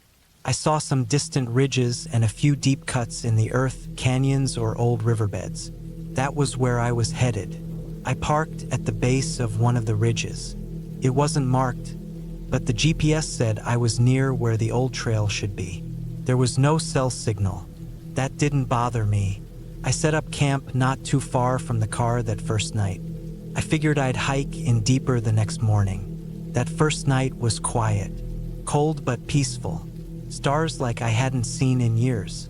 I sat by the little fire I built, ate a pouch of beef stew, and crawled into my sleeping bag just after 9. I remember how still it was. Not even the wind was moving. The next morning, I packed up and headed west along a narrow game trail. I didn't see any signs of recent hikers, just old boot prints that looked weeks or months old, maybe older. The trail hugged the side of the ridge and dipped down into a dry wash. I followed that for maybe 5 miles before I stopped. Around noon, I came across an area where the rocks formed a kind of natural half-circle, almost like a shallow bowl with some scrub and juniper trees scattered inside. It looked like a good place to camp, hidden and flat with a few rock outcrops that gave it a bit of protection from the wind. I set up my tent and spent the rest of the day walking the ridge lines. The sun was hot, but the wind cooled me off. I found an old rusted canteen half buried in the dirt, probably decades old. There was no sign of other campers. I didn't hear any planes or cars. No other hikers, no animals. Nothing. It was strange how empty it all felt. I liked that. That night, I built a small fire with the dry brush and deadwood I'd gathered.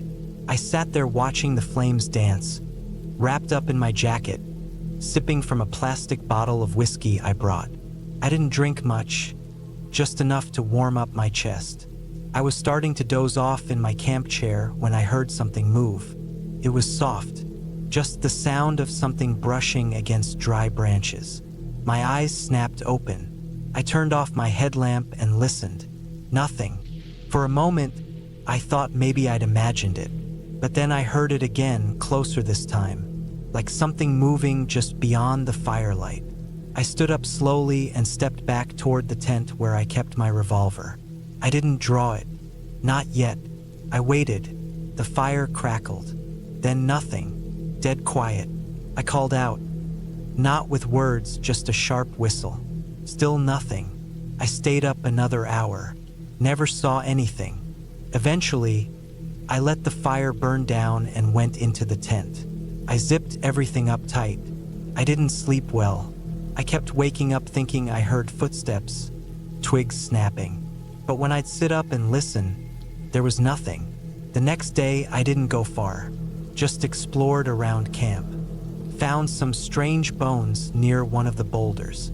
They were clean, sun-bleached, small, maybe a rabbit or a coyote, but they were stacked, like someone had placed them in a little pile. That felt off. Animals don't do that. That afternoon, I climbed a high point overlooking the canyon. The view was wide open. You could see miles in every direction. I scanned the area with my binoculars. Nothing. No movement, no smoke, no people.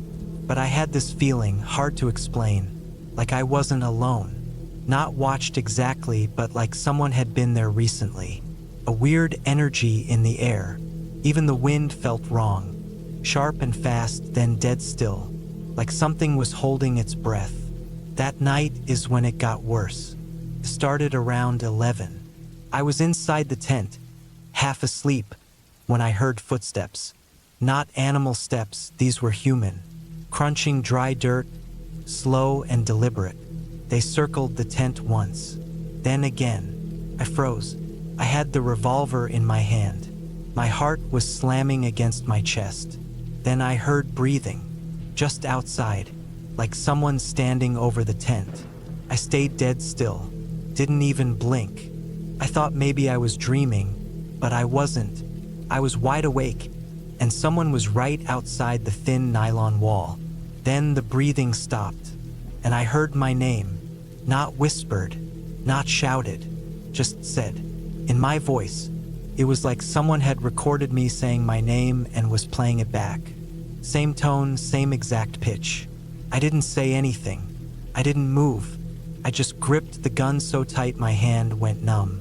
After maybe a minute, the sound stopped. The footsteps moved away, slow at first, then faster. Then they were gone. I stayed in the tent until the sun came up.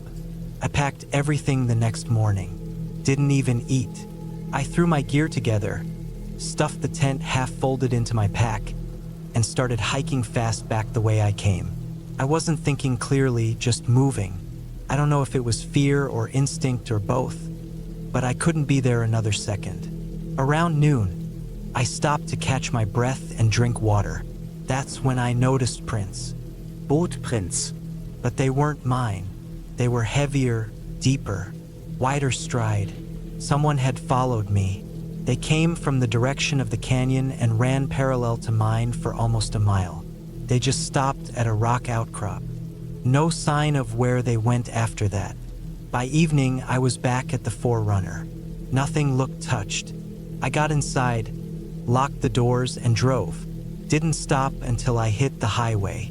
I got a cheap motel in a small town near Silver City. I didn't sleep much there either. Back in Tulsa, I tried to forget about it. I didn't tell anyone. I didn't post anything online. I just went back to work like nothing happened. But I kept thinking about it, especially the voice, how it sounded exactly like me. Not similar, exactly. A few months later, I saw a post online. Some guy had camped near the same area. He said someone or something had followed him at night. Said he heard someone mimic his dog's bark right outside his tent. Even though his dog had died a year earlier, he left the next morning. The post got deleted a few hours later. I don't know what I saw. I don't know who was out there. Maybe it was just some lunatic playing tricks. Maybe I imagined it all. But I've never gone camping alone again. I still think about that voice sometimes. The way it said my name in the exact way I would. Like it wasn't repeating it.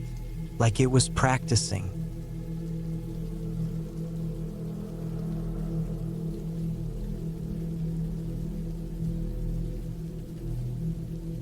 I had just turned 30 that spring, and I felt like I was wasting away behind a desk. I was living in a small apartment in Boise, Idaho, working remote tech support. My job paid okay, but the days all blended into each other. Wake up, coffee, screen, lunch, screen, sleep, repeat. I needed a break. Something real, something far from noise and traffic and lights. So when the weather warmed up in early June of 2019, I packed my gear and headed north to an area I'd read about called Bearhead Ridge, somewhere in the Payette National Forest. It wasn't a tourist spot. There weren't any lodges or campsites with running water. Just open space, dense woods, narrow dirt roads, and nothing but pines, dirt, and silence. I told my buddy Steve where I was going, just in case.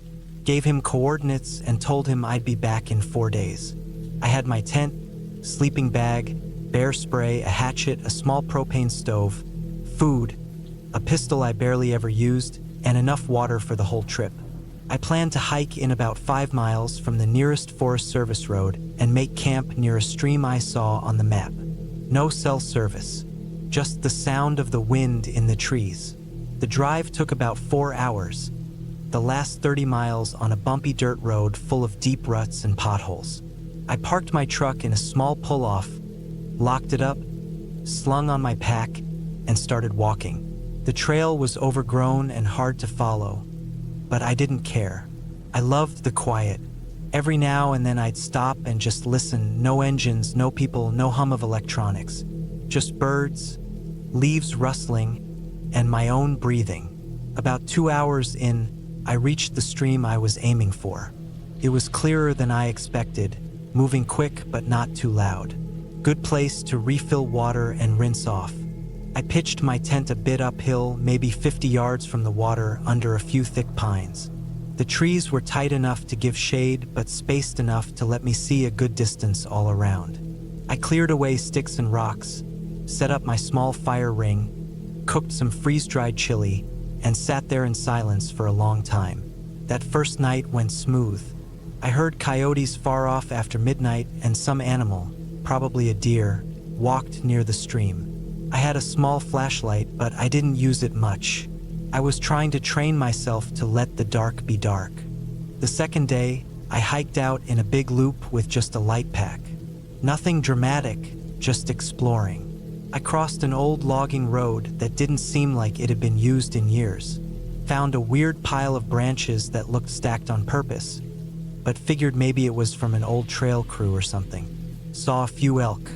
When I got back to camp, everything was just how I left it. I made a small fire and watched the sky change color until it went pitch black. That second night is when things started to feel off. It was around 3 a.m. when I woke up. I don't know what woke me. Maybe a sound, maybe a feeling, but I sat up in my sleeping bag, wide awake.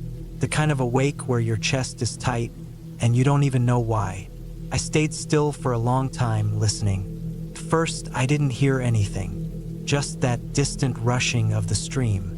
Then I heard a single crack, like a stick snapping somewhere to my left. Not close, maybe 50 feet away. Then silence again. Crack. Same sound, same direction. But it wasn't rhythmic. It wasn't like an animal walking. It was slow, careful. One step, then nothing. One step, then nothing. Like someone trying to stay quiet, but not quite quiet enough. I reached for my flashlight but didn't turn it on. I just held it in one hand and slowly unzipped the side of the tent. I peeked out through the mesh. Pitch black. I couldn't see anything, but I could feel it.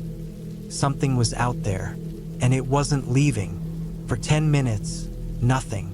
Just that tight silence that builds up so strong it feels like it's pressing against your ears. Then I heard another step, but this time it was behind the tent. I froze. My hands were sweating. I reached for the pistol and sat there with it in my lap, listening as hard as I ever had in my life. No more steps, no more noise. Eventually, the sky started to lighten up with early dawn.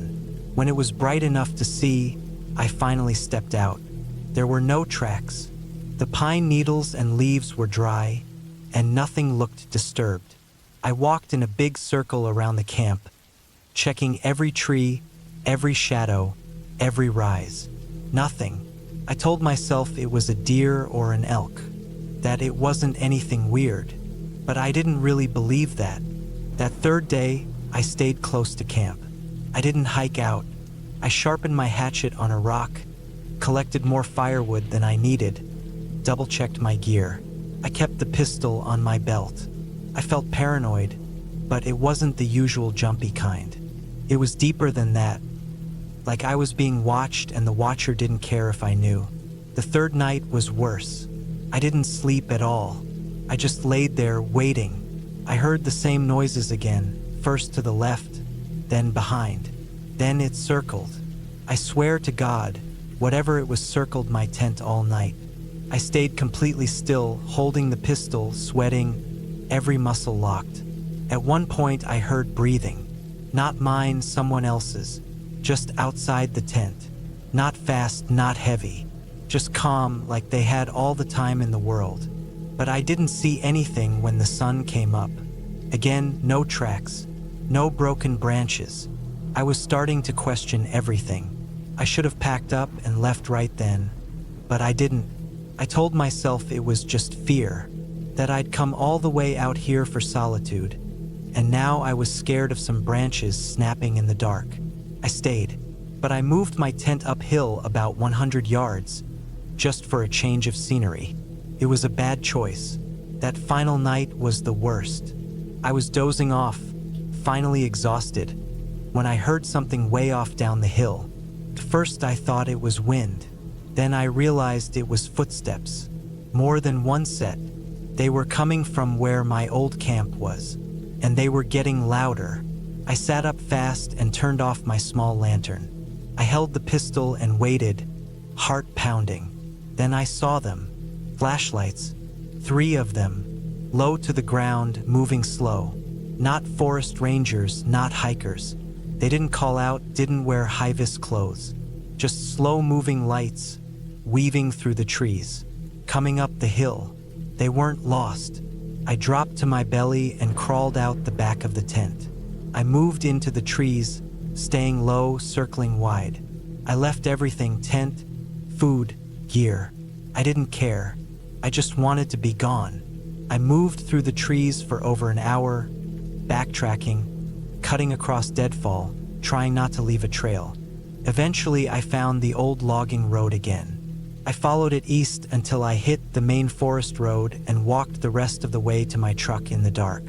When I reached the truck, I stood there for 5 minutes before unlocking it.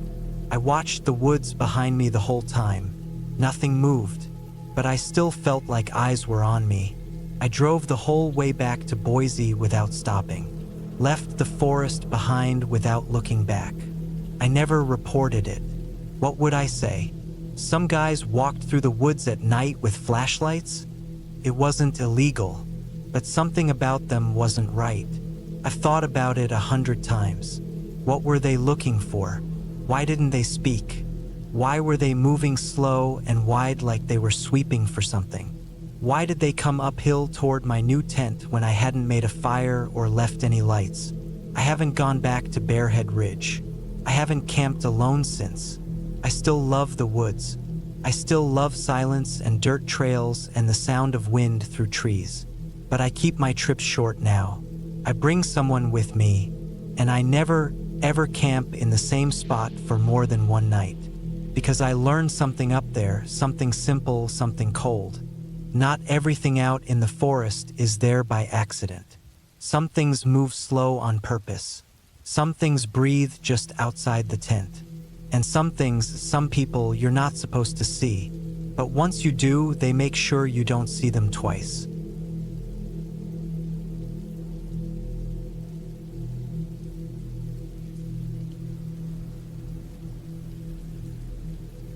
I was 31 when it happened. It was late September 2021, and I had been working from home in Oklahoma City for almost a year straight.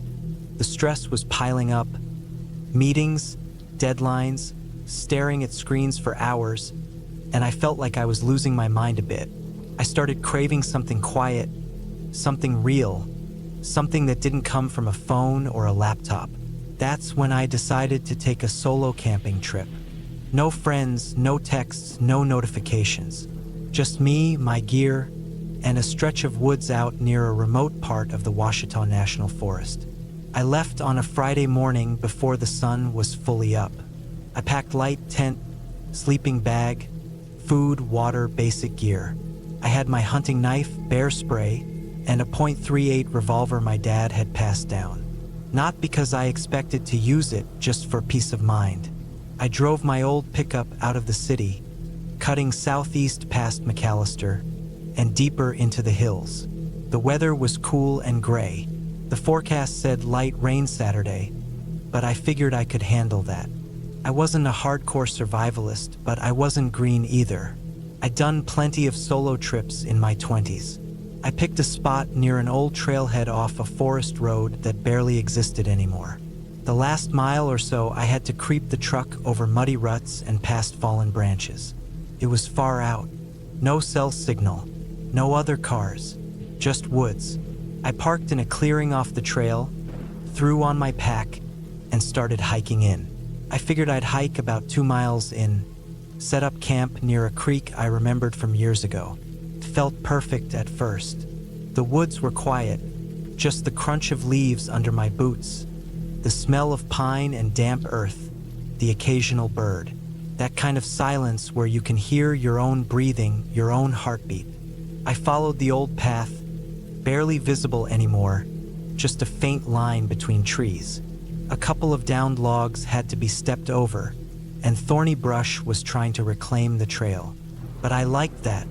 It made the place feel untouched. By early afternoon, I reached the creek. It was just like I remembered. A slow trickle of clear water over smooth rock, surrounded by old sycamores and cottonwoods. I pitched my tent on a slightly raised spot, cleared the area of debris, and gathered a good pile of dry sticks for a fire. I had my small axe and cut a few limbs to break down. By dusk, I had a small fire going, beans warming up in a pot, and the quiet hum of nature around me felt like what I needed. I didn't notice anything strange until the second night. Saturday was quiet. I woke up early, stretched my legs, walked around the area. There was no one for miles. I didn't see a single footprint or hear a single motor. Around noon, it started to drizzle. I sat under the rainfly, watching water beads slide off the tent, eating trail mix and reading an old paperback. Later, the rain got heavier, but it stayed warm enough, and the fire kept going under the tarp I'd strung between trees. It was around 8 or 9 p.m. when I noticed something that felt off. I had just finished eating, and the fire was burning low. The rain had stopped, but the air felt heavy, like more was coming. I got up to grab more wood and paused for a second, listening. It was hard to describe the moment. Nothing made a sound. No wind, no insects, no barges. Just stillness, thick and strange. I stood still, trying to hear anything. Sometimes the forest goes quiet when a predator's nearby, or when the weather shifts suddenly. I told myself it was probably just that. But then I noticed something else. A faint impression in the soft mud, about 30 feet from the tent, near the tree line. I walked closer and crouched. It was a footprint, not a boot print. Bore. Human, left foot, toes splayed wide. The kind of print you'd see if someone walked through mud barefoot. But it wasn't mine. I had worn boots since arriving and hadn't stepped anywhere near that side of the trees. I stared at it for a while. It was big, maybe size 11 or 12, deep enough to be fresh. The shape was weird too, like the person had walked with a strange pressure, heel barely touching, almost like they'd crept up quietly. I looked around but didn't see any others, just that one print. I scanned the woods past the tree line, but there was nothing. No movement, no sounds, no smell. I circled the tent once, then twice, checking for other signs. I didn't find anything else, but the back of my neck itched. I felt watched. I stayed up a while longer, poking at the fire, staring into the dark. Eventually, I zipped up the tent and lay down, knife in my hand, the revolver tucked in the side pocket. I didn't sleep much. Every little sound outside made me flinch. I thought I heard footsteps once, faint, slow crunching of leaves, but when I sat up and listened, there was nothing. The next morning, the forest was back to normal. Birds chirped. The creek ran clear. I walked around again, checking where I'd seen the footprint. It was washed out some from the rain, but still there. No new prints. No drag marks. Nothing. I told myself I was being paranoid. Maybe it was an old print. Maybe my own and I hadn't realized. I ate, packed up, and told myself I'd stay one more night. One more. That was a mistake. The last night I barely lit a fire. I didn't want to draw attention. I ate cold food. I stayed alert. As dusk turned to dark, the feeling came back. Not just fear, something deeper. I felt like something was around. Something that didn't want to be seen. Around 10 p.m., I heard movement. It wasn't a deer. It wasn't a raccoon. It was steady, deliberate, branches cracking. I killed the lantern, sat in the dark, barely breathing. The sound came closer, slow steps circling just beyond my tent's edge. I could hear breathing, human breathing, low and rough. I gripped the revolver, my heart slamming against my ribs. I waited, barely blinking, for what felt like an hour. Then silence again, that same heavy silence from the night before. Then I heard it directly behind the tent. A long, slow exhale, right there. I didn't move. I didn't unzip. I just held still. For hours. I didn't sleep. At some point, I must have passed out with my back against the tent wall, hands still on the gun. When I opened my eyes again, it was morning. Pale light through the mesh above. Everything looked calm. I rushed out of the tent and looked around. The ground was disturbed behind the tent. Not footprints exactly, but marks like someone had crouched there. Hands in the mud, knees, the kind of marks you'd see if someone stayed completely still watching for hours. I didn't eat. I didn't even pack properly. I stuffed what I could into the bag, collapsed the tent in seconds, and bolted. I hiked fast, not caring about the trail, breaking brush, slipping in mud. I didn't stop until I reached the truck. When I got to it, I found something that nearly made me vomit. There was a strip of duct tape stuck to the driver's side mirror. Just one piece, dirty like it had been handled, and on the ground near the rear tire, a zip tie. I threw my gear into the bed, locked the doors, and got out of there. I drove straight until I hit the next gas station with a signal. I called my brother and told him where I'd been, told him what happened. He didn't laugh. He just told me I should have never gone alone. I didn't report it. What could I say? That someone crouched outside my tent and left a zip tie near my truck? There was no crime, nothing I could prove. But I haven't gone camping alone since. I still camp, but always with someone else. I always double-check the area now, always carry more than I need, always back into my parking spots, and I never stay in the same place more than one night. Whatever was out there that weekend, it wasn't an animal. It was a person, and they weren't lost or confused or curious. They were waiting, and if I hadn't woken up early that morning, if I hadn't packed fast, I think they were going to take me.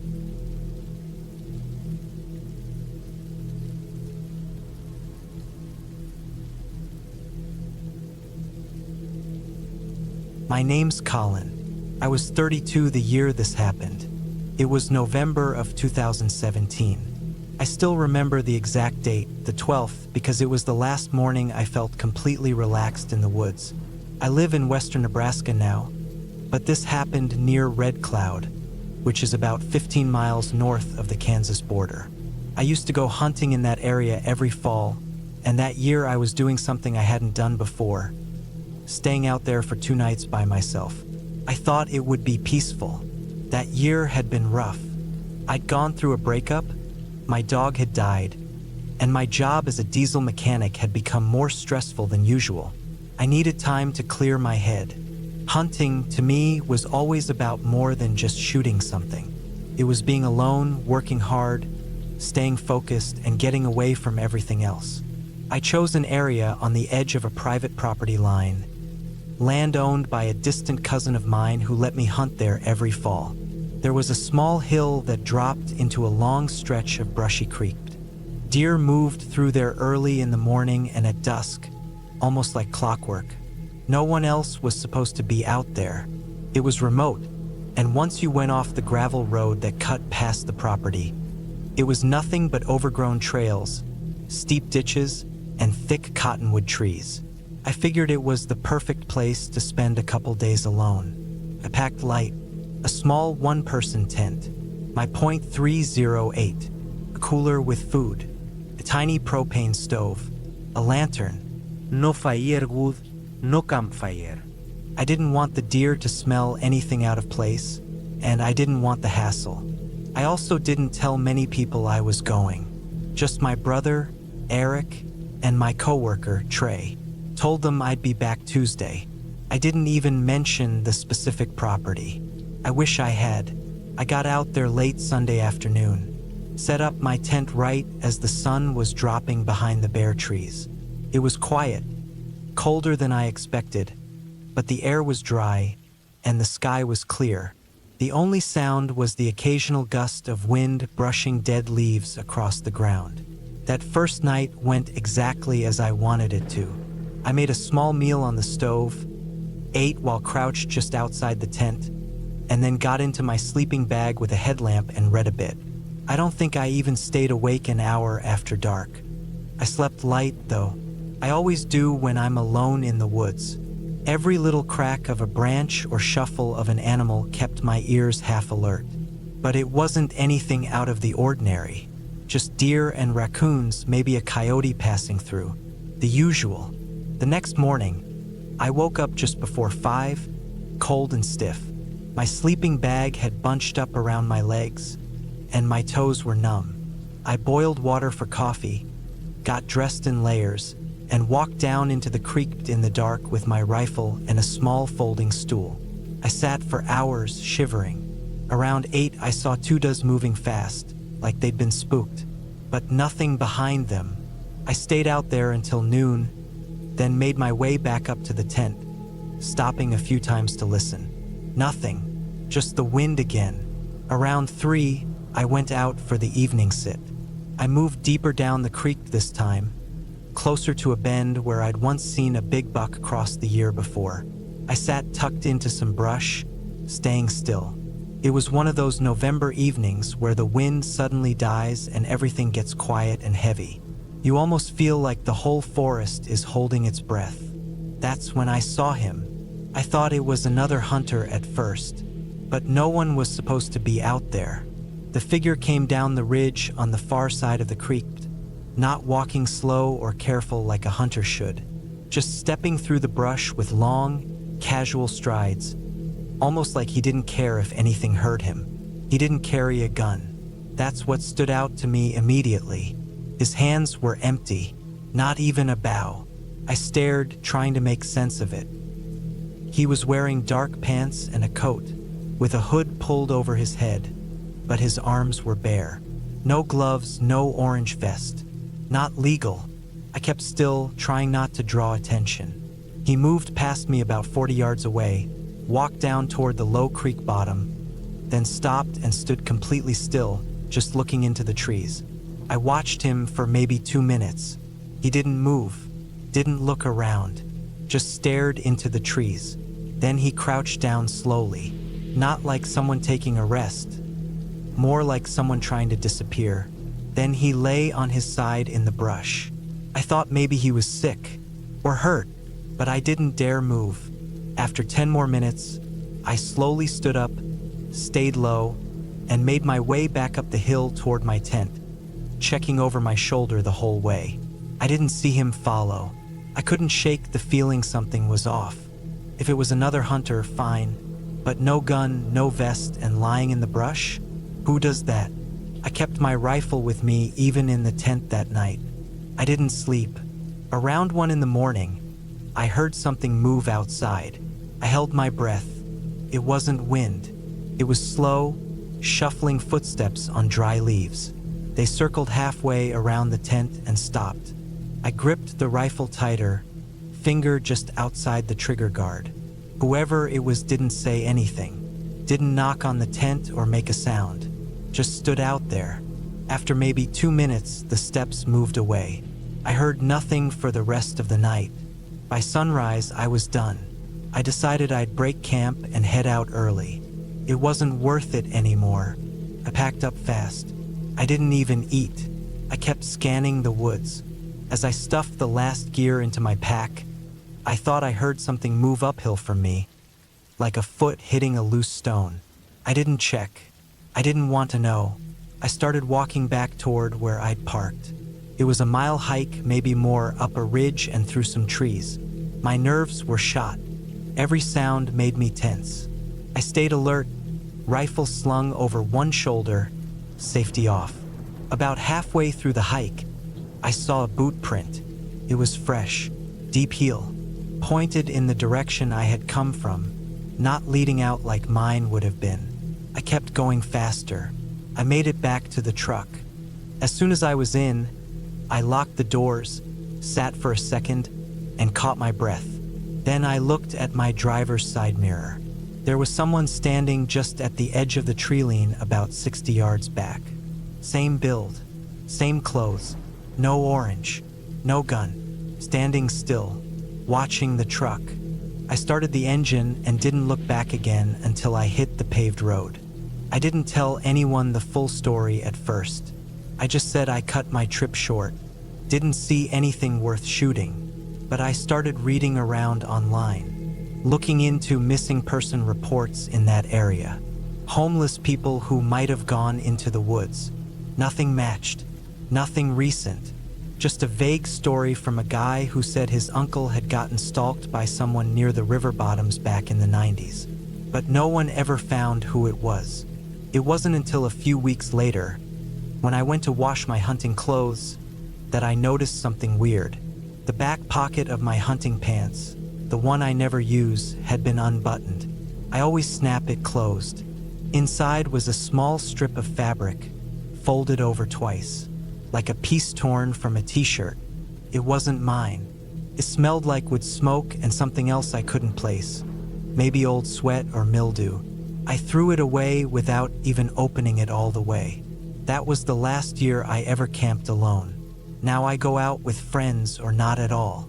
I don't care if people think I'm paranoid. I don't care if I never shoot another deer. Something was out there. Not a ghost, not a monster, just a man. And he knew exactly where I was. And he wasn't hunting deer.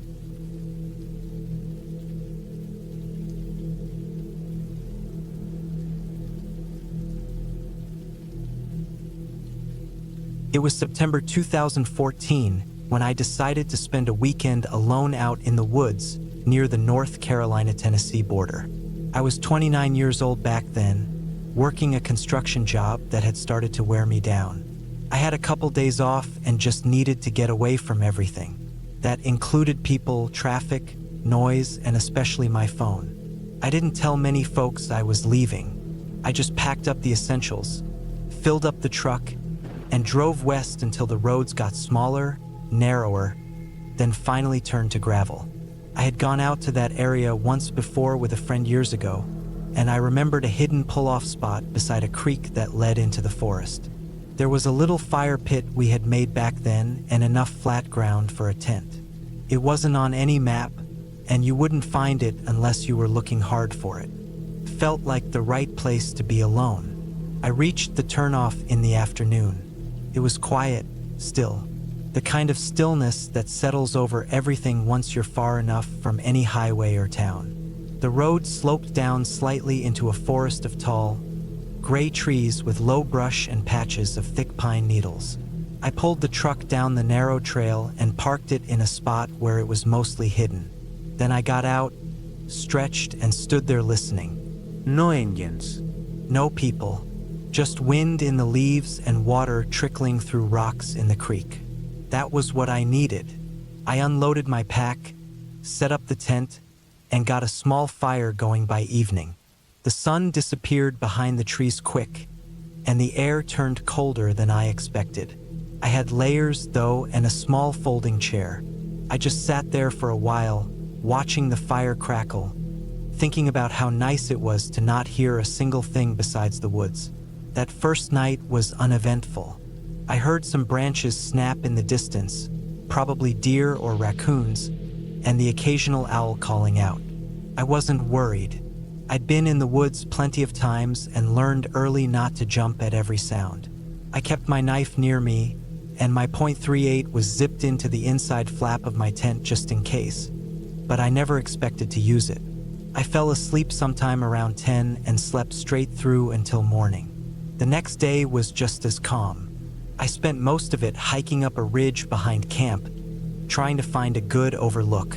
The forest stretched far in every direction, Nothing but green and gray with the occasional break where you could see the mountains. I saw no one all day. No tracks, no vehicles. Just scattered signs of animals and the thick smell of pine sap and damp moss. I got back to camp around 5. Still alone. Still quiet. It wasn't until later that I noticed something odd. I had placed a small blue dry bag near the edge of the creek that morning, maybe 10 yards from camp. Inside was just an old flannel shirt and a water bottle. When I went to grab it that evening, it was gone.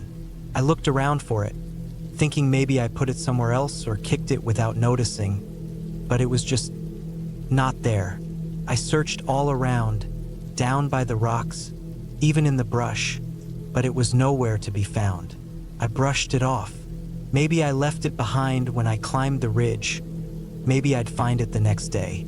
I cooked dinner over the fire, drank some whiskey I brought in a flask, and stayed up a little later that night. But I didn't sleep as well. At some point in the night, I woke up to a strange sound. It wasn't an animal. It was too steady. I lay still, listening. It was a soft metallic creaking, like hinges or a truck bed groaning as it shifted weight. It lasted maybe 5 or 6 seconds, then stopped. I sat up, unzipped the tent halfway, and peeked out. Nothing. Just dark trees and the soft red glow of embers in the fire pit. No lights, no footsteps. I stayed like that for a long time, just listening. Eventually, I laid back down, but I kept my hand near the knife. Morning came slow, gray and foggy, colder than before. I got up, stretched, and noticed fresh marks in the dirt beside the truck. Not tire tracks, those were the same, but footprints. Not boots either. Worn sneakers, tread worn flat near the heel, like someone who had walked a long time in them. I followed the prints a few feet. They led toward the edge of the trees, past the creek, then just stopped, like whoever made them turn back or stepped off into the brush. I hadn't seen another vehicle in 2 days. I hadn't heard a single engine. And then I noticed something else. On the back of my truck, there was a handprint, faint, dusty, like someone had touched the tailgate with a dry palm. The kind of mark that's only visible if the light hits it just right. The fingers were long. I packed up that morning. Not everything, just enough for a few hours. I figured maybe I'd just hike around to clear my head. I left the fire cold and my tent zipped up. Took my day pack, the .38, and headed uphill on a long game trail. I didn't want to think someone had found my camp, but it was hard not to. The hike took me along the edge of a ridgeline. At one point, I looked back and saw the clearing where my truck was parked, just barely visible through the trees. The light hit something near it, something shiny. It was a truck, a different one, white, older model, parked halfway behind the tree line, almost invisible from the road. I hadn't seen it before. It definitely hadn't been there when I arrived. I crouched down and watched for a long time, 30 minutes, maybe more. No movement, no door opening, no people, but it was there. I made my way back down, slow and quiet, stayed off the main trail. I came around through a thicker section of brush and got close enough to see my own truck again. The white pickup was gone, not a sound. I didn't sleep that night. I stayed up inside my tent, gun in hand, just listening. Every little noise made my heart pound. A branch snapping, leaves moving, even the wind. Then, around 3 in the morning, I heard footsteps. Soft, slow, not an animal. Human. They came up the trail, then stopped. Silence for maybe 5 seconds. Then I heard the zipper on my tent twitch. Just a tug, a test.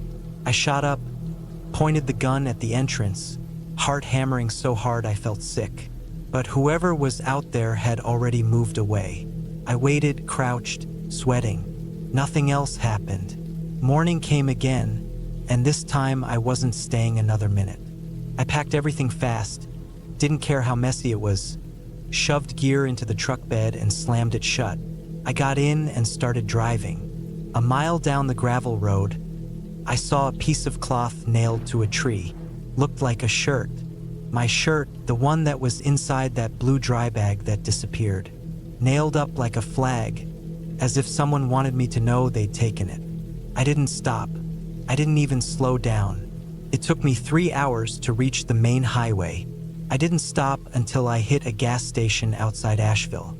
I stayed in a motel that night, locked the door, dragged a chair in front of it, kept the gun close. Over the next week, I couldn't shake the feeling that I was being watched.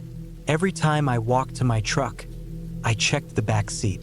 I started checking behind me more often, glancing in store windows to see reflections. Eventually, it faded. I told myself it was just paranoia. But then, 2 weeks later, I got home from work and found a small package on my porch. No return address. No markings. Inside was the blue dry bag. Still zipped. Still clean. Nothing else. No note. No damage. Just the bag. I threw it away without opening it. I haven't gone camping alone since.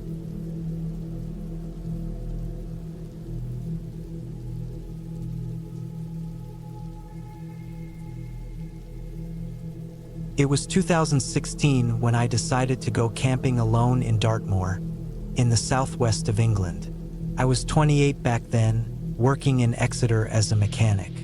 I didn't have many close friends around anymore, and I wasn't in a relationship. I needed to clear my head and get away for a bit. It was one of those weeks where work kept piling up and everything just started feeling heavy. I was never much of a drinker or the kind to sit around doing nothing, so getting out to nature made more sense to me. I'd camped before, usually with my cousins or old school mates when I was younger, but this was my first time going alone for more than one night. Dartmoor had always fascinated me. The open moorland, the rocky outcrops, what they call tors, and the mist that rolled in like clockwork some evenings. There was something raw about it, quiet but still intense. That's what I was looking for. Silence and space. I left on a Thursday morning in mid-September. The weather was still decent that time of year, cool but not cold, dry skies, no forecast of rain. I packed my gear the night before. Tent, stove, sleeping bag, food rations, gas canisters, water purifier, headlamp, extra socks, first aid, all the usual stuff. I even brought a small knife I usually kept in my toolbox. Not because I expected to need it, just habit. My plan was to walk a few miles from the car park at Postbridge and set up camp near one of the lesser visited tors, something off the main walking paths. I'd found an old OS map online that showed a narrow route heading northeast, curving toward a place called Birch Tor. Not many people talked about that one, which made it more appealing. It took me around 3 hours to hike there. The ground was uneven in places, and I had to cross a couple of muddy streams that slowed me down, but it wasn't too difficult. The sky stayed clear, and the late afternoon sun hit the hills just right. It felt perfect, honestly. I picked a flat patch of ground just southeast of the tor, surrounded by tall, rustling grass and an open view of the valley below. Not a single sign of another person in any direction. I set up my tent facing west so I could watch the sunset while I ate.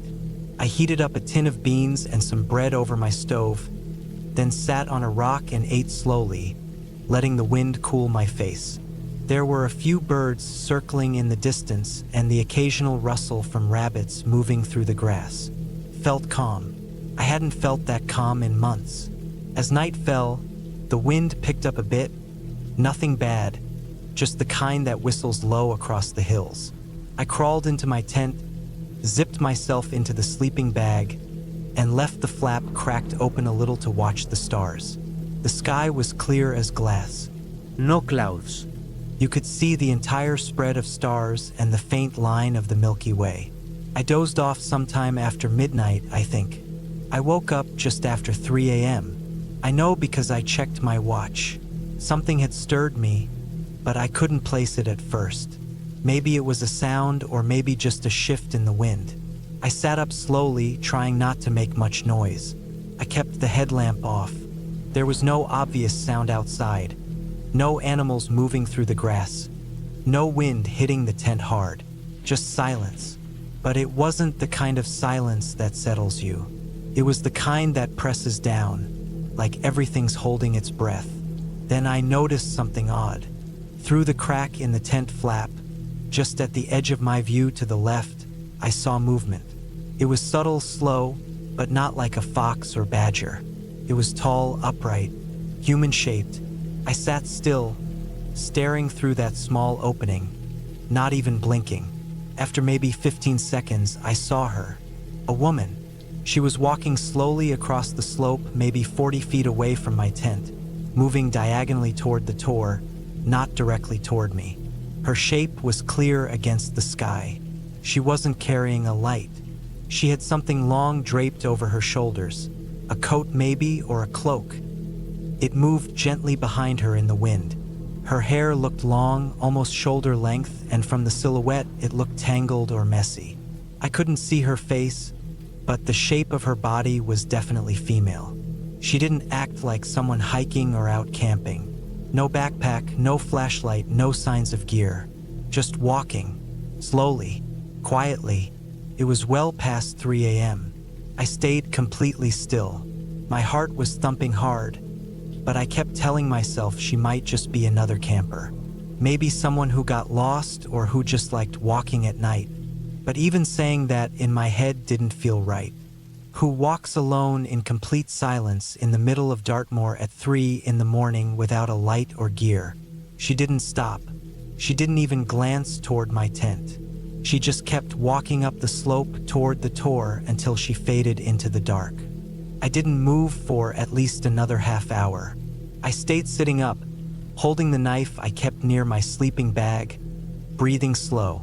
Eventually I laid back down, but I didn't fall asleep again until dawn started creeping in. The next morning, I came out of the tent feeling stiff. I checked around the area just to reassure myself. Nothing strange. No tracks I could make out.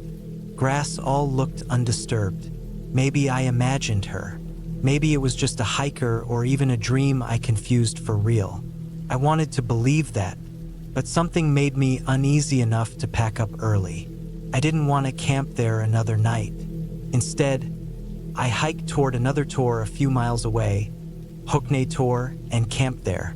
It wasn't as isolated, and I even saw a couple of distant walkers across the valley, which helped settle me. The second night passed without anything weird. I managed to sleep all right, but things didn't end there. Back home in Exeter, about a week later, I couldn't stop thinking about that woman. I didn't talk to anyone about it. Just something about it made me feel like I shouldn't. But I did some online searching about Birch Tor and the surrounding area. Not ghost stories or myths. I didn't believe in that crap. I was looking for actual reports, missing persons, criminal activity, anything. I found a forum post dated from 2004 by a man named Reese who mentioned a strange woman he saw walking near the same tor. His story was nearly identical to mine.